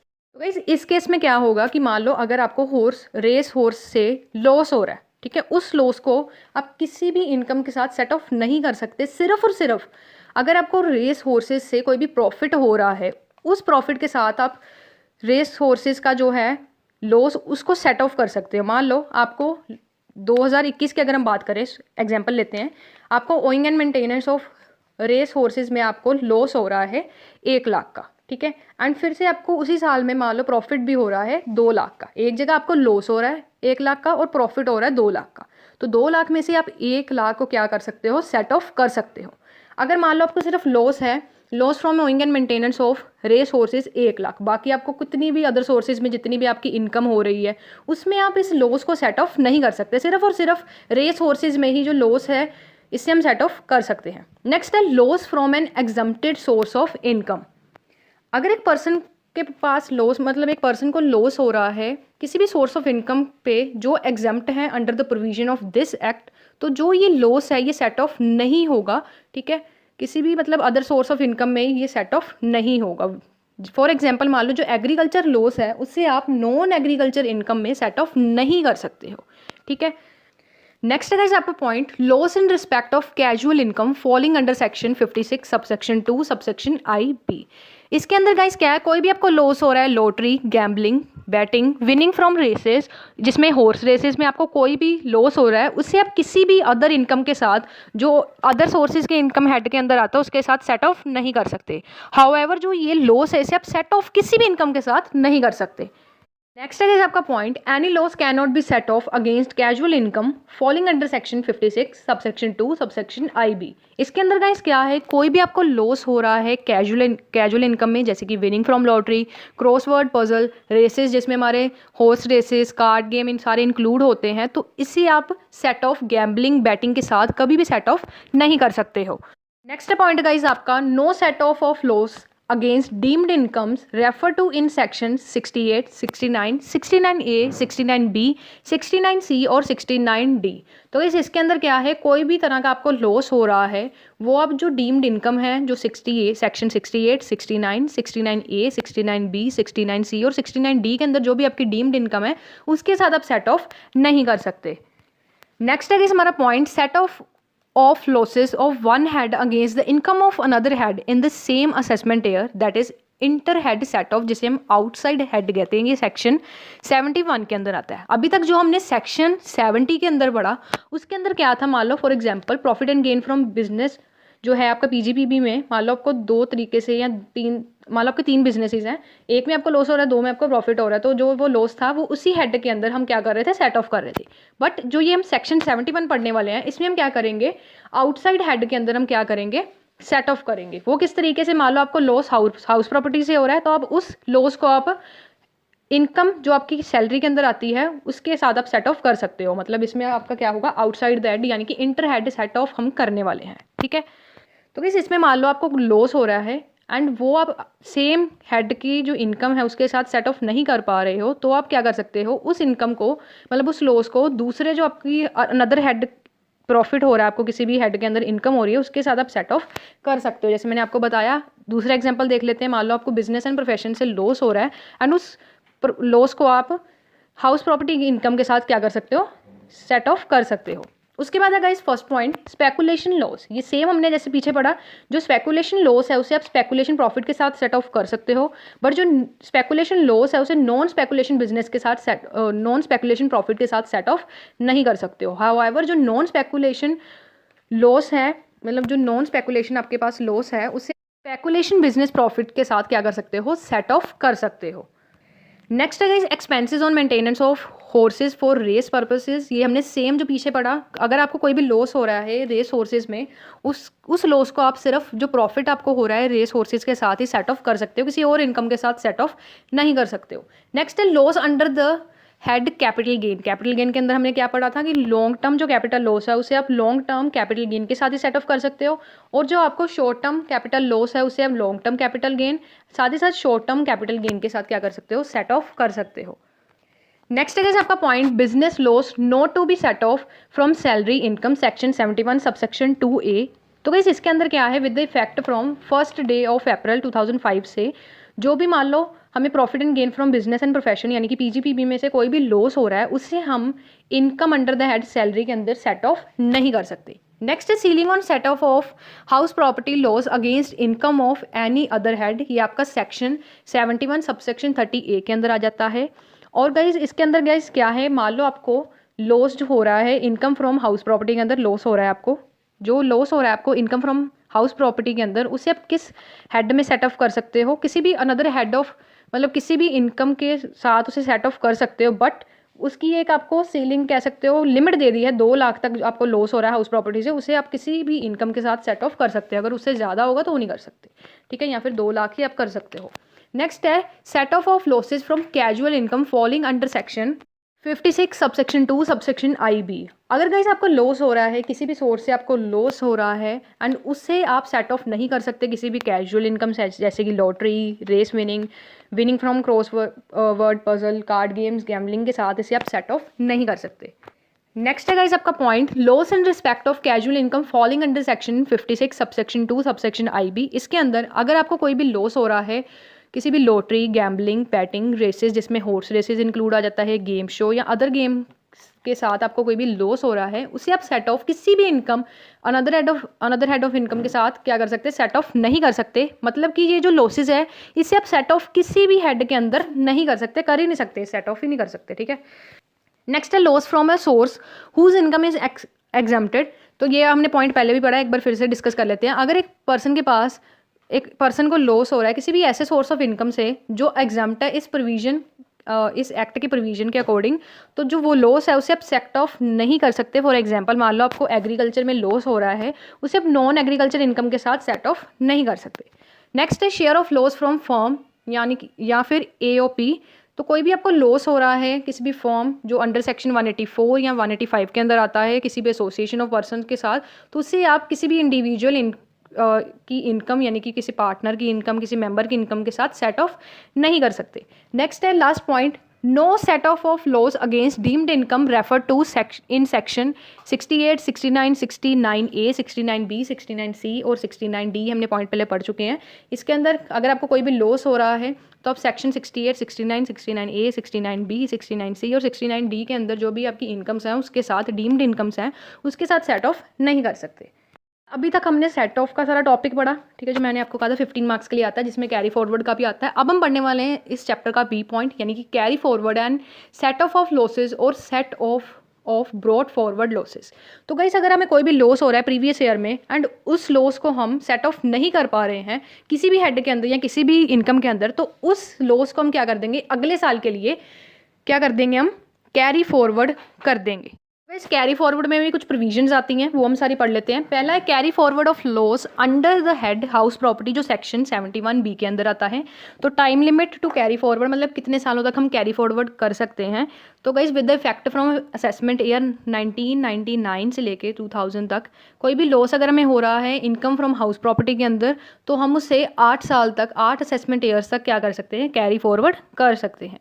Next है मोड ऑफ सेट ऑफ। अब जो कैरी फॉरवर्ड हमने लॉस किया है हाउस प्रॉपर्टी के हेड के अंदर, उसे हम सिर्फ और सिर्फ हाउस प्रॉपर्टी के हेड की कोई भी इनकम हमें हो रही है उसी के साथ सेट ऑफ कर सकते हैं। फॉर एग्जांपल मान लो पहले साल में हमें लॉस हुआ था तो हमें हाउस प्रॉपर्टी से कोई इनकम हुई नहीं थी, तो हम सेट ऑफ नहीं कर सकते थे, हमने अगले साल के लिए कैरी फॉरवर्ड कर लिया। अगले साल भी हमें कोई इतनी इनकम नहीं हुई, तीसरे साल में हाउस प्रॉपर्टी के पास हमारे पास इनकम थी, उस साल हम तीसरे साल हाउस प्रॉपर्टी का जो लॉस था उसे हम क्या कर सकते हैं, सेट ऑफ कर सकते हैं। मतलब हमें कोई भी हाउस प्रॉपर्टी से लॉस हुआ है तो सिर्फ और सिर्फ हमें उसे हाउस प्रॉपर्टी की इनकम के साथ ही क्या कर सकते हैं, सेट ऑफ कर सकते हैं। नेक्स्ट प्रोविजन है carry forward of non speculation business loss, section 72 subsection 1 के अंदर आता है। इसके अंदर time limit to carry forward देख लेते हैं। तो गाइस इसके अंदर भी सेम 8 असेसमेंट ईयर की हमें क्या है, कैरी फॉरवर्ड का मतलब टाइम लिमिट इसमें दी गई है। मोड ऑफ सेट ऑफ क्या है, जो कैरी फॉरवर्ड हम नॉन स्पेकुलेशन बिजनेस लॉस अगर है हमें, तो हम उसे क्या कर सकते हैं, इनकम अगर हमें कोई भी बिजनेस एंड प्रोफेशन के हेड से इनकम हो रही है उसके साथ हम क्या कर सकते हैं, सेट ऑफ कर सकते हैं, ठीक है।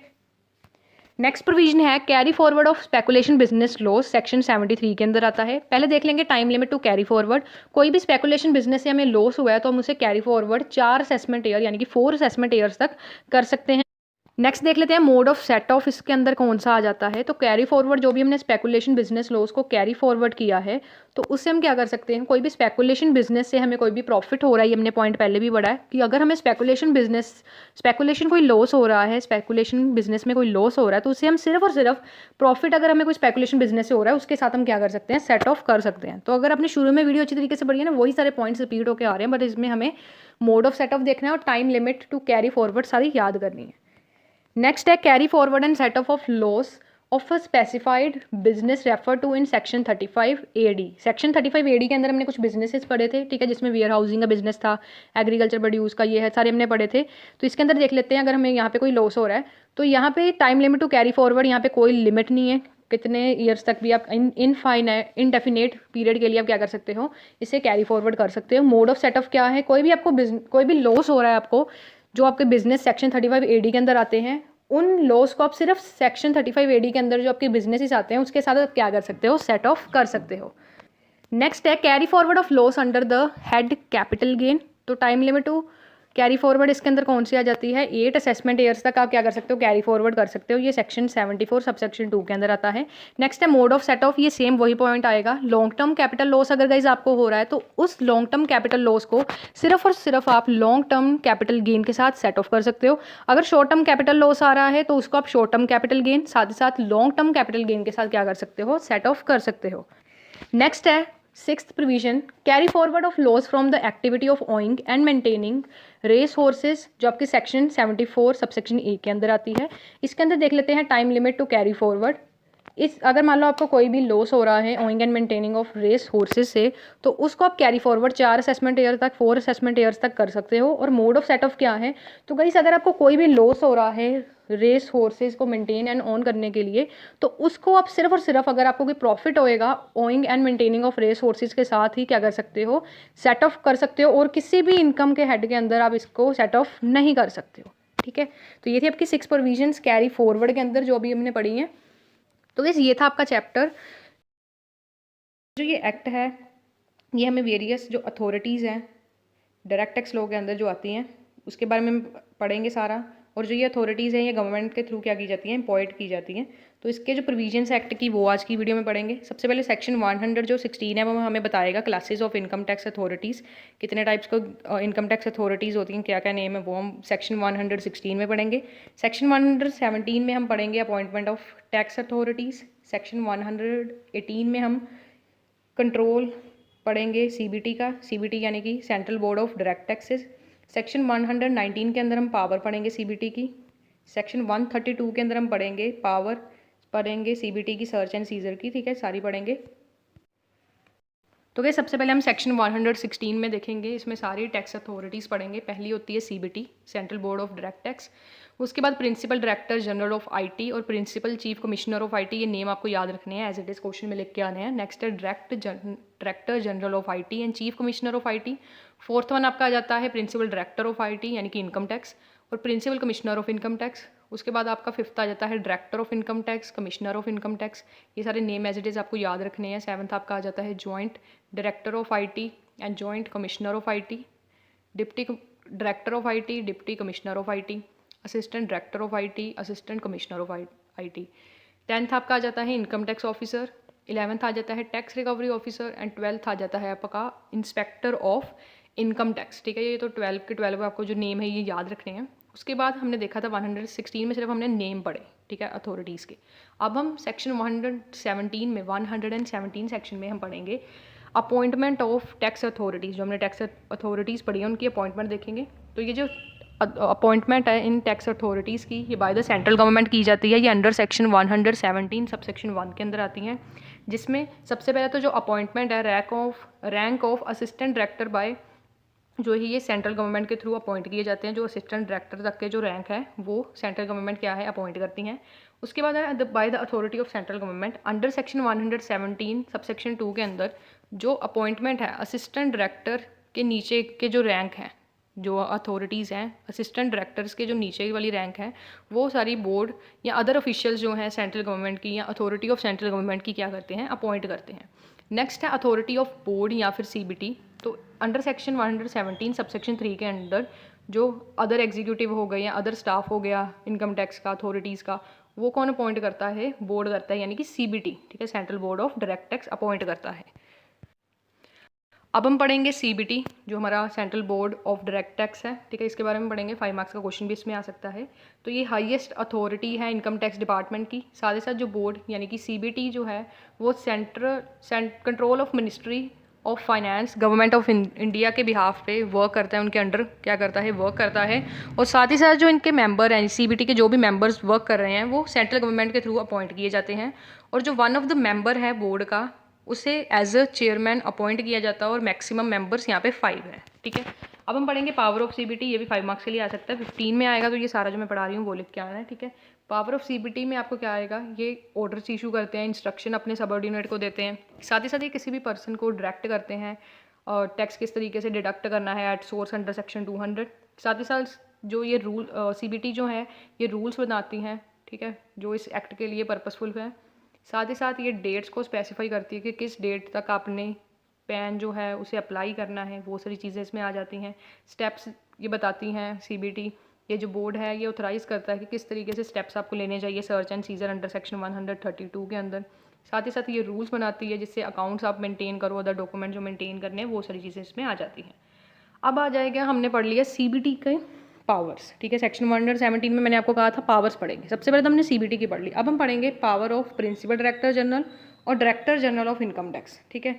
इनका बेसिकली क्या होता है, इनकी जो पावर क्या कौन कौन सी है, ये इनकम टैक्स अथॉरिटी के जो अथॉरिटीज़ होती हैं, इनकम टैक्स की अथॉरिटीज़ जिसका रैंक असिस्टेंट से बिलो होता है उसको ये क्या कहते हैं, असिस्टेंट कमिश्नर से जो रैंक बिलो होती हैं अथॉरिटीज़ उनको अपॉइंट करता है कौन, प्रिंसिपल डायरेक्टर जनरल। और साथ ही साथ ये केसेस जो हैं, कोई भी केस अगर इनके पास आया है तो ये एक असेसिंग ऑफिसर से दूसरे असेसिंग ऑफिसर तक या अपने सबऑर्डिनेट तक ये क्या कर सकते हैं, ट्रांसफ़र कर सकते हैं। और साथ ही साथ ये किसी भी कह सकते हो बुक्स को रिक्वेजिशन कर सकती हैं, कोई भी अथॉरिटी को ऑर्डर दे सकती हैं कि ये बुक्स को क्या करो, चेक करो, ठीक है, ये सही है या नहीं है। सर्वे कर सकती हैं, पावर ऑफ सर्वे इनके पास होता है अंडर सेक्शन 133 सबसेक्शन 1, मतलब अंडर सेक्शन 133A के अंदर। उसके बाद power to make inquiry under the income tax, inquiries करते हैं ये अंडर सेक्शन 135। तो ये जो सेक्शंस हैं ये आपको एज इट इज़ याद रखने हैं, ठीक है। अब हम पढ़ेंगे पावर ऑफ प्रिंसिपल डायरेक्टर या डायरेक्टर या एडिशनल डायरेक्टर इनकम टैक्स के, ठीक है। इनकी कौन कौन सी पावर है, power to revise an order pass by assessing officer, ठीक है। इनके पास पावर होती है कोई असेसिंग ऑफिसर ने कोई ऑर्डर पास किया है उसे रिवाइज करना अंडर सेक्शन 263 के अंदर। साथ ही साथ किसी की पेनल्टी, किसी पर्सन पे पेनल्टी है, ठीक है, मान लो उसने कोई इनकम टैक्स पे नहीं किया, उस पर कोई पेनल्टी है, उसको कोई आपने फ़ाइन दिया, पेनल्टी उसने पे करनी है, तो उसको आप रिड्यूस कर सकते हो या बढ़ा सकते हो, ठीक है। कौन बढ़ा सकता है, प्रिंसिपल डायरेक्टर, डायरेक्टर या एडिशनल डायरेक्टर, या उनकी पावर्स पढ़ रहे हैं, ठीक है। Power to revise an order pass by subordinate authority, कोई सबऑर्डिनेट अथॉरिटी या उनसे बिलो रैंक की कोई अथॉरिटी है, उन्होंने कोई ऑर्डर पास किया, उनको एक बार चेक करना कि ये सही काम हो रहा है, रिवाइज करना हो रहा है या नहीं हो रहा है। Power to set off the refund against the arrears of tax, इनके पास पावर होती है कि ये सेट ऑफ कर सकते हैं कोई भी refund against the arrears of tax आता है, ये आपका अंडर सेक्शन 241 के अंदर आता है। नेक्स्ट है power of joint director of income tax, ठीक है। Joint director of income tax जो है अथॉरिटी, उनके पास क्या क्या पावर होती है, power to cancel the registration of firm which is not जीनियन firm, ठीक है। कोई फर्म है उसने अपनी रजिस्ट्रेशन करवाने के लिए अप्लाई किया था, तो उसकी रजिस्ट्रेशन को ये कैंसिल कर सकते हैं अगर वो सोचते हैं कि ये फर्म का जो वर्किंग है वो अच्छी तरीके से नहीं हो रहा है। Power to call for information, किसी भी पर्सन को अंडर सेक्शन 133 के अंडर बुला सकते हैं या किसी बुक्स ऑफ अकाउंट्स को चेक कर सकते हैं अगर उन्हें कोई इन्फॉर्मेशन चाहिए। Power to inspect register of company, किसी भी कंपनी के जिसकी किसी ने इनकम टैक्स नहीं पे किया या कोई भी अगर कोई केस इनके पास आ जाता है तो उनकी जो रजिस्टर्स हैं कंपनी के उसे इंस्पेक्ट कर सकते हैं, अंडर सेक्शन 134 के अंदर आ जाता है। नेक्स्ट हम पढ़ेंगे पावर ऑफ असेसिंग ऑफिसर, जिसमें हमारा deputy director, assistant director, income tax officer आ जाता है। पहली है इनकी power regarding discovery production of evidence, किसी भी बुक्स ऑफ अकाउंट्स हो गया किसी भी कंपनी फॉर्म की, उनको क्या कर सकते हैं, चेक कर सकते हैं। Power to search and seizure, किसी भी चीज़ को सर्च कर सकते हैं, किसी भी कंपनी में जाके सर्च कर सकते हैं, अंडर सेक्शन 132 के अंदर आता है, पहला 131 के अंदर आया है। Power to call for information, किसी भी पर्सन को इन्फॉर्मेशन के लिए बुला सकते हैं कि हमें ये इन्फॉर्मेशन चाहिए, हमें ये बुक्स ऑफ अकाउंट्स जो ऐसे बुला सकते हैं अंडर सेक्शन 133 के अंदर। Power to inspect register of the company, same हमने जो पीछे पढ़े हैं ना, सेम एज इट इज़ यहाँ आगे। पावर टू मेक इंक्वायरी, ठीक है, एज इट इज़ ये 135 के अंदर। इसके जो सेक्शंस है वो आपने बस याद रखने हैं। नेक्स्ट है इंस्पेक्टर ऑफ इनकम टैक्स, ये इंस्पेक्टर ऑफ इनकम टैक्स की कौन कौन सी पावर्स हैं, पहले ये appoint by commissioner of IT, inspector of जो इनकम टैक्स है ये किसके थ्रू अपॉइंट किया जाता है, कमिश्नर ऑफ इनकम टैक्स के अंदर। और साथ ही साथ जो इंस्पेक्टर हैं इनकम टैक्स के, ये क्या करते हैं, अपनी ड्यूटीज़ परफॉर्म करते हैं जो भी उन्हें असाइन की जाती है बाय सीआईटी या फिर कोई भी अदर अथॉरिटी के थ्रू, इन्हें कोई भी ड्यूटी दी जाती है तो उन्हें क्या करना है, परफॉर्म करना है। किसको करना है, इंस्पेक्टर ऑफ इनकम टैक्स, ठीक है। तो ये तो आपका फर्स्ट क्वेश्चन बन जाता है। सेकंड क्वेश्चन आपका कौन सा बनता है, power of income tax authority regarding search and scissor under section 132। जो हमने पढ़ा ये पहले, जो हमने पढ़ा इससे पहले, वो एक क्वेश्चन बनता था, या दूसरा क्वेश्चन ये बनेगा, इसमें आपको क्वेश्चन आ सकता है। पावर बताइए इनकम टैक्स अथॉरिटी का regarding search and scissor under section 132। तो इसमें कुछ सर्कमस्टांसेस हैं जिसमें हम पढ़ेंगे सर्च एंड सीजर की पावर्स, ठीक है। पहला है when someone has been issued to any person to produce any books of account other document and that person has failed to produce such document। तो अगर मान लो किसी भी एक पर्सन को गवर्नमेंट की तरफ से या कोर्ट की तरफ से एक नोटिस भेजा गया था कि उस पर्सन को अपनी जो बुक्स ऑफ अकाउंट्स हैं या अदर डॉक्यूमेंट हैं उससे क्या करना है, इनकम टैक्स अथॉरिटी के पास भेजना है ताकि वो अपना काम कर सके, चेक वगैरह कर सके, उस चीज़ को रिवाइज़ कर सकें। अगर वो पर्सन फेल हो जाता है तो उस केस में ये क्या कर सकते हैं, उस डॉक्यूमेंट को क्या कर सकते हैं, चेक वगैरह कर सकते हैं, ठीक है, नोटिस भेज सकते हैं, ये सारी चीज़ें आ जाता है। उस केस में ये सर्च एंड सीजर कर सकते हैं। मान लो किसी पर्सन को इनकम टैक्स अथॉरिटी ने कहा था कि आपकी जो बुक्स ऑफ अकाउंट्स हैं, हमें इन्फॉर्मेशन चाहिए, वो आप हमें प्रोवाइड कर दो, और वो पर्सन नहीं करता है, तो उस केस में ये सर्च एंड सीजर कर सकते हैं, ठीक है। नेक्स्ट है, when a person has not produce any books of account document which can be relevant information to proceeding under this act against which summon notice has been issue to produce such documents. ये same चीज़ आ जाती है। अगर कोई person को कहा गया था इनकम टैक्स अथॉरिटी ने कि आपकी जो बुक्स ऑफ अकाउंट्स हैं या डॉक्यूमेंट्स हैं वो हमें प्रोवाइड करो, क्योंकि हमें कुछ इन्फॉर्मेशन चाहिए आपकी बुक्स ऑफ अकाउंट्स से, तो जो वो पर्सन है वो नहीं प्रोवाइड करता है आपको, कोई इनकम टैक्स अथॉरिटी को कोई अपनी बुक्स ऑफ अकाउंट्स नहीं देता, कोई डॉक्यूमेंट नहीं देता, तो उस केस में search and seizure income tax authority क्या कर सकती है, कर सकती है। नेक्स्ट है, when a person possession of any money, bullion, jewellery etcetera which has not been disclose for the purpose of income tax. अगर एक पर्सन के पास कोई भी मनी है, ज्वेलरी है, एंड उसने उससे इनकम टैक्स एक्ट के अंदर क्या किया है, डिस्क्लोज नहीं किया है, तो उस केस में भी search and seizure income tax authority कर सकती है। नेक्स्ट है, power of authorised officer for the purpose of search and seizure. अब हमने पढ़नी है ऑथोराइज्ड ऑफिसर के पास कौन कौन सी पावर है जिससे वो सर्च एंड सीजर कर सकता है। पहला, to enter and search any building, place, vessel, vehicle. तो किसी भी वो बिल्डिंग में एंटर कर सकता है, किसी जगह पे, किसी शिप में या किसी व्हीकल में वो एंटर कर सकता है ताकि वो अपने सर्च एंड सीजर कर सके। Break open the lock of any door, अलमीरा where the key are not available. अगर मान लो एक कंपनी है, वो अपने डॉक्यूमेंट्स वगैरह प्रोवाइड नहीं कर रही हैं, तो वो क्या करेगा, जो पर्सन है यानी कि ऑथोराइज जो ऑफिसर है, वो सर्च एंड सीजर के लिए क्या करेगा, उस कंपनी के अंदर जा सकता है, किसी व्हीकल को भी चेक कर सकता है, और साथ ही साथ अगर मान लो कोई अलमीरा है, ठीक है, कोई लॉकर है, उसका वो की उसे अवेलेबल नहीं है, तो उस केस में उसे ब्रेक भी कर सकता है, ठीक है, अपनी सर्च करने के लिए।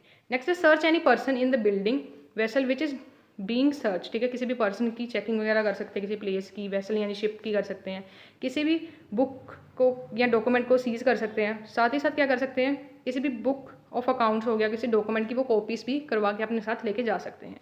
Make a note of any type of money, bullion, jewellery etcetera. किसी भी पर्सन के पास कोई भी ऐसी मनी मिलती है जो इनकम टैक्स एक्ट के प्रोविजंस के अंदर उसने नहीं डिस्क्लोज की, तो उसे भी वो क्या कर सकते हैं, सीजर में ले सकते हैं या चेक कर सकते हैं, उसके रिगार्डिंग इन्फॉर्मेशन ले सकते हैं। To keep the record of books of account document in electronic form also. अगर कोई भी बुक्स ऑफ अकाउंट डॉक्यूमेंट उन्हें मिलता है तो उसकी जो इन्फॉर्मेशन है वो इलेक्ट्रॉनिक फॉर्म में भी जो अथॉरिटी है वो ले सकती है। नेक्स्ट है, authority authorised to issue order regarding search and seizure. ये आपका सेक्शन 132 सबसेक्शन 1 के अंदर आता है।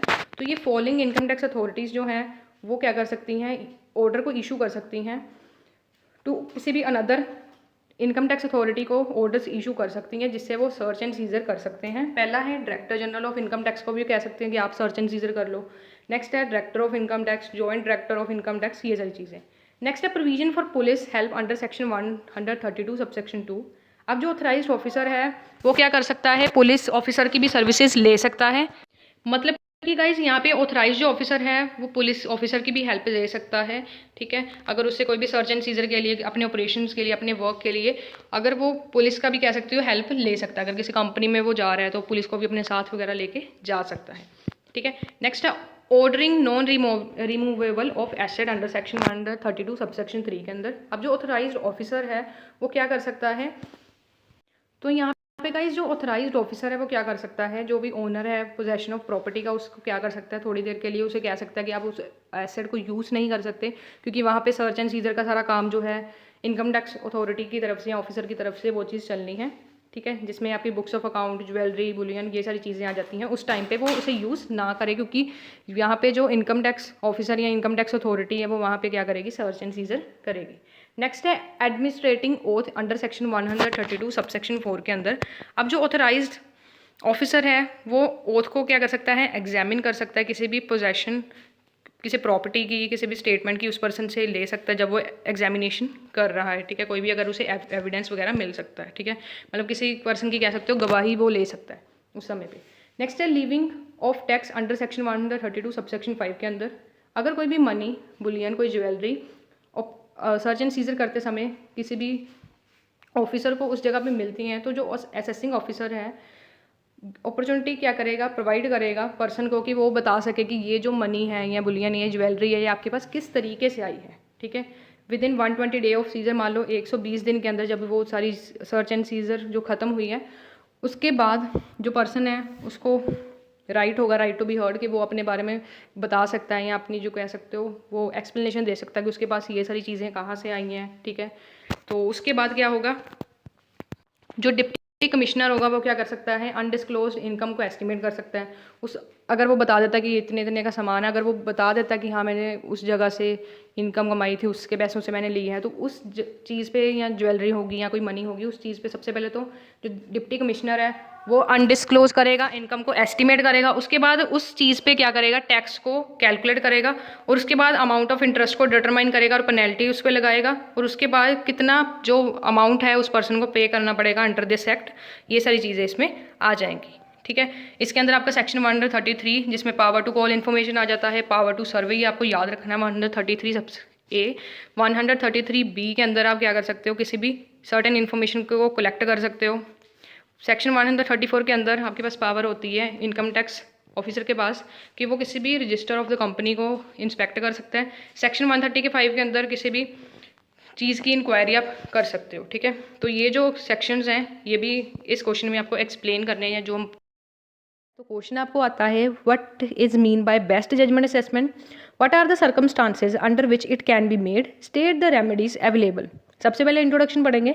तो गाइस जो असेसमेंट जो है, अगर जब मेड की जाती है असेसमेंट, एसएससी की जब असेसमेंट मेड की जाती है, तो उस समय जो असेसिंग ऑफिसर होता है वो क्या करता है, एसएससी को एक नोटिस भेजता है कि हमें कुछ इन्फॉर्मेशन आप प्रोवाइड कर दो अपने इनकम या लॉस के रिलेटेड, जिससे हम आपकी प्रॉपर इन्फॉर्मेशन के साथ आपकी असेसमेंट को ईजिली मेड कर सकें।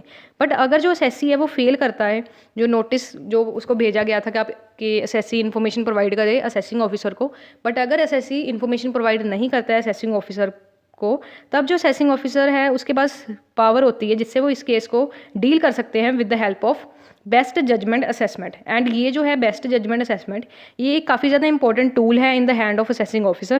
और गाइस बेस्ट जजमेंट असेसमेंट को एक्स पार्टी असेसमेंट भी कहा जाता है। अगर आपको एग्जाम में एक्स पार्टी असेसमेंट करके क्वेश्चन आ जाता है तो एकदम कंफ्यूज नहीं होना है, ये सेम आपको जो बेस्ट जजमेंट असेसमेंट वाला है ये एज इट इज़ लिखना है। अब बेस्ट जजमेंट असेसमेंट होता क्या है, तो गाइस इस टाइप ऑफ असेसमेंट में जो है बेस्ट जजमेंट असेसमेंट तभी मेड की जाती है जब जो असेसी है वो टैक्स की प्रोविजन के साथ कंप्लाई नहीं करता है, जो नोटिस उसको भेजा गया था उसका वो रिप्लाई नहीं देता है या इन्फॉर्मेशन प्रोवाइड नहीं करता है, तो उस केस में जो असेसिंग ऑफिसर है in the absence of sufficient information, क्योंकि असेसिंग जो ऑफिसर है उसके पास कुछ इन्फॉर्मेशन तो है ही नहीं, कुछ सफिशिएंट इन्फॉर्मेशन है नहीं, तो उस केस में वो असेसमेंट किस तरीके से बनाता है, अपनी नॉलेज स्किल एंड एबिलिटी का यूज़ करके असेसिंग ऑफिसर क्या करता है, असेसमेंट मेड करता है असेसी की। जो ये बेस्ट जजमेंट असेसमेंट होती है ये एसएससी के लिए एक पनिशमेंट नहीं है, बट ये असेसमेंट किस बेसिस पे की जाती है, जो भी मटेरियल एंड इन्फॉर्मेशन जो भी असेसिंग ऑफिसर ने गैदर की है उस बेसिस पे बेस्ट जजमेंट असेसमेंट की जाती है। एंड जो ये असेसमेंट है ये क्वासी जुडिशियल प्रोसेस के थ्रू बनती है, ठीक है। एंड इसमें जो असेसी है वो उसको अपॉर्चुनिटी दी जाती है कि उसकी जो बातें हैं वो सुनी जाए। किसी भी डिसीजन पे आने से पहले असेसी की जो भी बात है उसके जो पॉइंट ऑफ व्यू है वो रखा जाता है, ठीक है। असेसी अपने रिगार्डिंग जो भी है सारी चीज़ें बता देता है अगर वो चाहे। नेक्स्ट है टाइप ऑफ असेसमेंट। दो टाइप्स की आपकी असेसमेंट होती है। पहली होती है आपकी compulsory best judgement assessment, second होती है आपकी डिस्क्रिशनरी बेस्ट जजमेंट असेसमेंट। जो कंपलसरी वाली होती है ये अंडर सेक्शन 144 के अंदर आती है, और जो डिस्क्रिशनरी बेस्ट जजमेंट असेसमेंट है ये आपकी अंडर सेक्शन 145 के अंदर आती है। तो सबसे पहले 144 जो सेक्शन है उसके अंदर देख लेते हैं कंपलसरी बेस्ट जजमेंट असेसमेंट। अब जो असेसमेंट मेड की जाती है अंडर सेक्शन 144 उसे कंपलसरी बेस्ट जजमेंट असेसमेंट कहा जाता है। और जो कंपलसरी आपकी बेस्ट जजमेंट असेसमेंट है वो तभी मेड की जाती है अगर कोई भी पर्सन या फिर असेसी है वो अपने अकाउंट्स को ऑडिट नहीं करवाता है या फेल करता है अंडर सेक्शन 142 सब सेक्शन 1। इसका क्या मतलब है कि अगर एक पर्सन जो है उसको नोटिस असेसिंग ऑफिसर की तरफ से मिलता है बट वो अपने अकाउंट्स को ऑडिट करवाने के लिए फेल हो जाता है, उस केस में जो बेस्ट जजमेंट असेसमेंट यूज़ होती है वो कौन सी होती है, compulsory best judgement assessment. Second आपका बी पॉइंट है, अगर एक पर्सन फेल करता है, रिटर्न अपनी फाइल नहीं करता है, ठीक है, जो भी इनकम टैक्स रिटर्न के अंदर अगर अपनी जो ड्यू डेट के अंदर अपनी रिटर्न को फाइल नहीं करता है, तो उस केस में असेसिंग ऑफिसर क्या कर सकता है, बेस्ट जजमेंट असेसमेंट का यूज़ कर सकता है। नेक्स्ट है where any person having made a return but fail to comply with notice issued under section 143 sub section 2। अगर कोई पर्सन है उसने रिटर्न तो भर दी है, ठीक है, बट जो नोटिस उसे भेजा गया था उसके अंदर कंप्लाई उसने नहीं किया, उस केस में क्या होता है, बेस्ट जजमेंट असेसमेंट का यूज़ किया जाता है। नेक्स्ट है गाइस आपकी सेकंड, जो आपके अंडर सेक्शन 145 के अंदर आती है, जो है आपकी डिस्क्रिशनरी बेस्ट जजमेंट असेसमेंट। अब जो ये असेसमेंट है, ये वो असेसमेंट होती है जो अंडर सेक्शन 145 के अंदर मेड की जाती है, जिसे डिस्क्रिशनरी बेस्ट जजमेंट असेसमेंट कहा जाता है। अब ये क्यों प्रोवाइड की जाती है, डिस्क्रिशनरी बेस्ट जजमेंट असेसमेंट क्यों बनाई जाती है? अगर मान लो कोई भी ऑफिसर ये बिलीव करता है या फिर रिजेक्ट करता है बुक्स ऑफ अकाउंट जो उसे लगता है कि ये फॉल्स है, इनकरेक्ट है एंड इनकम्प्लीट है, उस केस में डिस्क्रिशनरी बेस्ट जजमेंट असेसमेंट का यूज़ किया जाता है। अब जो बुक्स हैं एक ऑफिसर क्यों रिजेक्ट करता है, उसके कुछ कारण हैं। पहला है, अगर जो बुक्स है एसएससी की, अगर वो उसे चेक करता है, अगर वो करेक्ट नहीं है, इनकम्प्लीट नहीं है, उस केस में क्या है, डिस्क्रिशनरी बेस्ट जजमेंट असेसमेंट का यूज़ किया जाएगा। अगर जो मेथड है एसएससी ने अडॉप्ट किए हैं वो रेगुलरली उस मेथड को फॉलो नहीं करता, तो उस केस में भी बेस्ट जजमेंट असेसमेंट की जाएगी। और अगर जो भी अकाउंटिंग स्टैंडर्ड फॉलो नहीं किए गए हैं एसएससी की तरफ से, तो भी डिस्क्रिशनरी बेस्ट जजमेंट असेसमेंट का यूज़ अंडर सेक्शन 145 के अंदर किया जाएगा। ठीक है। नेक्स्ट है remedies against best judgement assessment. कौन कौन सी रेमेडीज़ हैं बेस्ट जजमेंट असेसमेंट की? अगर एक असेसी है, जैसे बेस्ट जजमेंट असेसमेंट अब असेसी ने बना दी, सपोज करो, ठीक है, उसका यूज़ करके सारी असेसमेंट कर दी है असेसी की। उस केस में अगर असेसी है वो सेटिस्फाई नहीं करता है जो भी असेसमेंट असेसिंग ऑफिसर ने डन की है, तो उस केस में जो हमारा एसएससी है उसके पास दो ऑप्शंस होते हैं, दो रेमेडीज़ होती हैं। पहला होता है फिलिंग ऑफ एप्लीकेशन, दूसरा है फिलिंग ऑफ एन अपील। सबसे पहले फिलिंग ऑफ एन एप्लीकेशन। अगर एक एसएससी क्या करता है, जो जजमेंट असेसमेंट की गई है एसएससी के रिलेटेड, अगर उसको कैंसिल करना चाहता है तो उसके लिए क्या करता है, वो एप्लीकेशन को फाइल करता है with in 1 month of services. Condition क्या है, एसएससी को कोई भी नोटिस रिसीव ना हुआ होना चाहिए, और साथ ही साथ जो है assessee was prevented by sufficient cause from complying with notice. अगर प्रिवेंट किया गया, मतलब उसको कोई भी नोटिस वगैरह भेजा नहीं गया, तो उस केस में भी वो एप्लीकेशन को फाइल कर सकता है। और दूसरे केस में आपका कौन सा आ जाता है, assessee was prevented by sufficient cause from making the return. ठीक है, अगर उसके पास कोई ऐसा पॉइंट है कि उसने क्यों रिटर्न नहीं फाइल की, तो उस केस में भी, ठीक है, अगर उसके पास सफिशिएंट एक्सप्लेनेशन है तो उस केस में भी वो क्या कर सकता है, एप्लीकेशन को फाइल कर सकता है। अब जो एप्लीकेशन किसी भी एसएससी ने क्या की है, फाइल की है, उसको क्या होना चाहिए, डिस्पोज ऑफ करना चाहिए 90 डेज़ में, within 90 day of application. Next है second remedy, filing of an appeal. अगर जो असेसिंग ऑफिसर है वो रिफ्यूज़ कर देता है कि वो उसकी बेस्ट जजमेंट असेसमेंट कैंसिल नहीं करेगा, देन असेसिंग ऑफिसर के पास एसएससी के पास राइट होता है कि वो क्या कर सकता है, एक अपील को फाइल कर सकता है अगेंस्ट बेस्ट जजमेंट असेसमेंट। और जो ये अपील है ये प्रेजेंट की जाएगी बिफोर डिप्टी कमिश्नर, ठीक है, and against the order of commissioner. ठीक है, अगर फिर भी कोई लॉ का क्वेश्चन उठता है तो उस केस में जो एसएससी है वो क्या कर सकता है, high Court and supreme court तक भी जा सकता है। एंड गाइज ये था आपका 15 मार्क्स के लिए important question best judgement assessment. Hope so video अच्छी लगी होगी। And guys important question sir notes चाहते हो अगर डायरेक्ट टैक्स लो के सब चैप्टर्स के, तो उस केस में आपको क्या करना पड़ेगा, हमारे चैनल की मेंबरशिप को ज्वाइन करना पड़ेगा। एंड बाकी सारे सब्जेक्ट्स के अगर नोट्स एंड इंपॉर्टेंट क्वेश्चन चाहते हो उसके लिए भी आपको हमारे चैनल की जो मेंबरशिप है उसे ज्वाइन करना पड़ेगा। तो आज की वीडियो में इतना ही। डायरेक्ट टैक्स लो की फुल प्लेलिस्ट का लिंक डिस्क्रिप्शन में है। आज की वीडियो में इतना ही। Thanks for watching.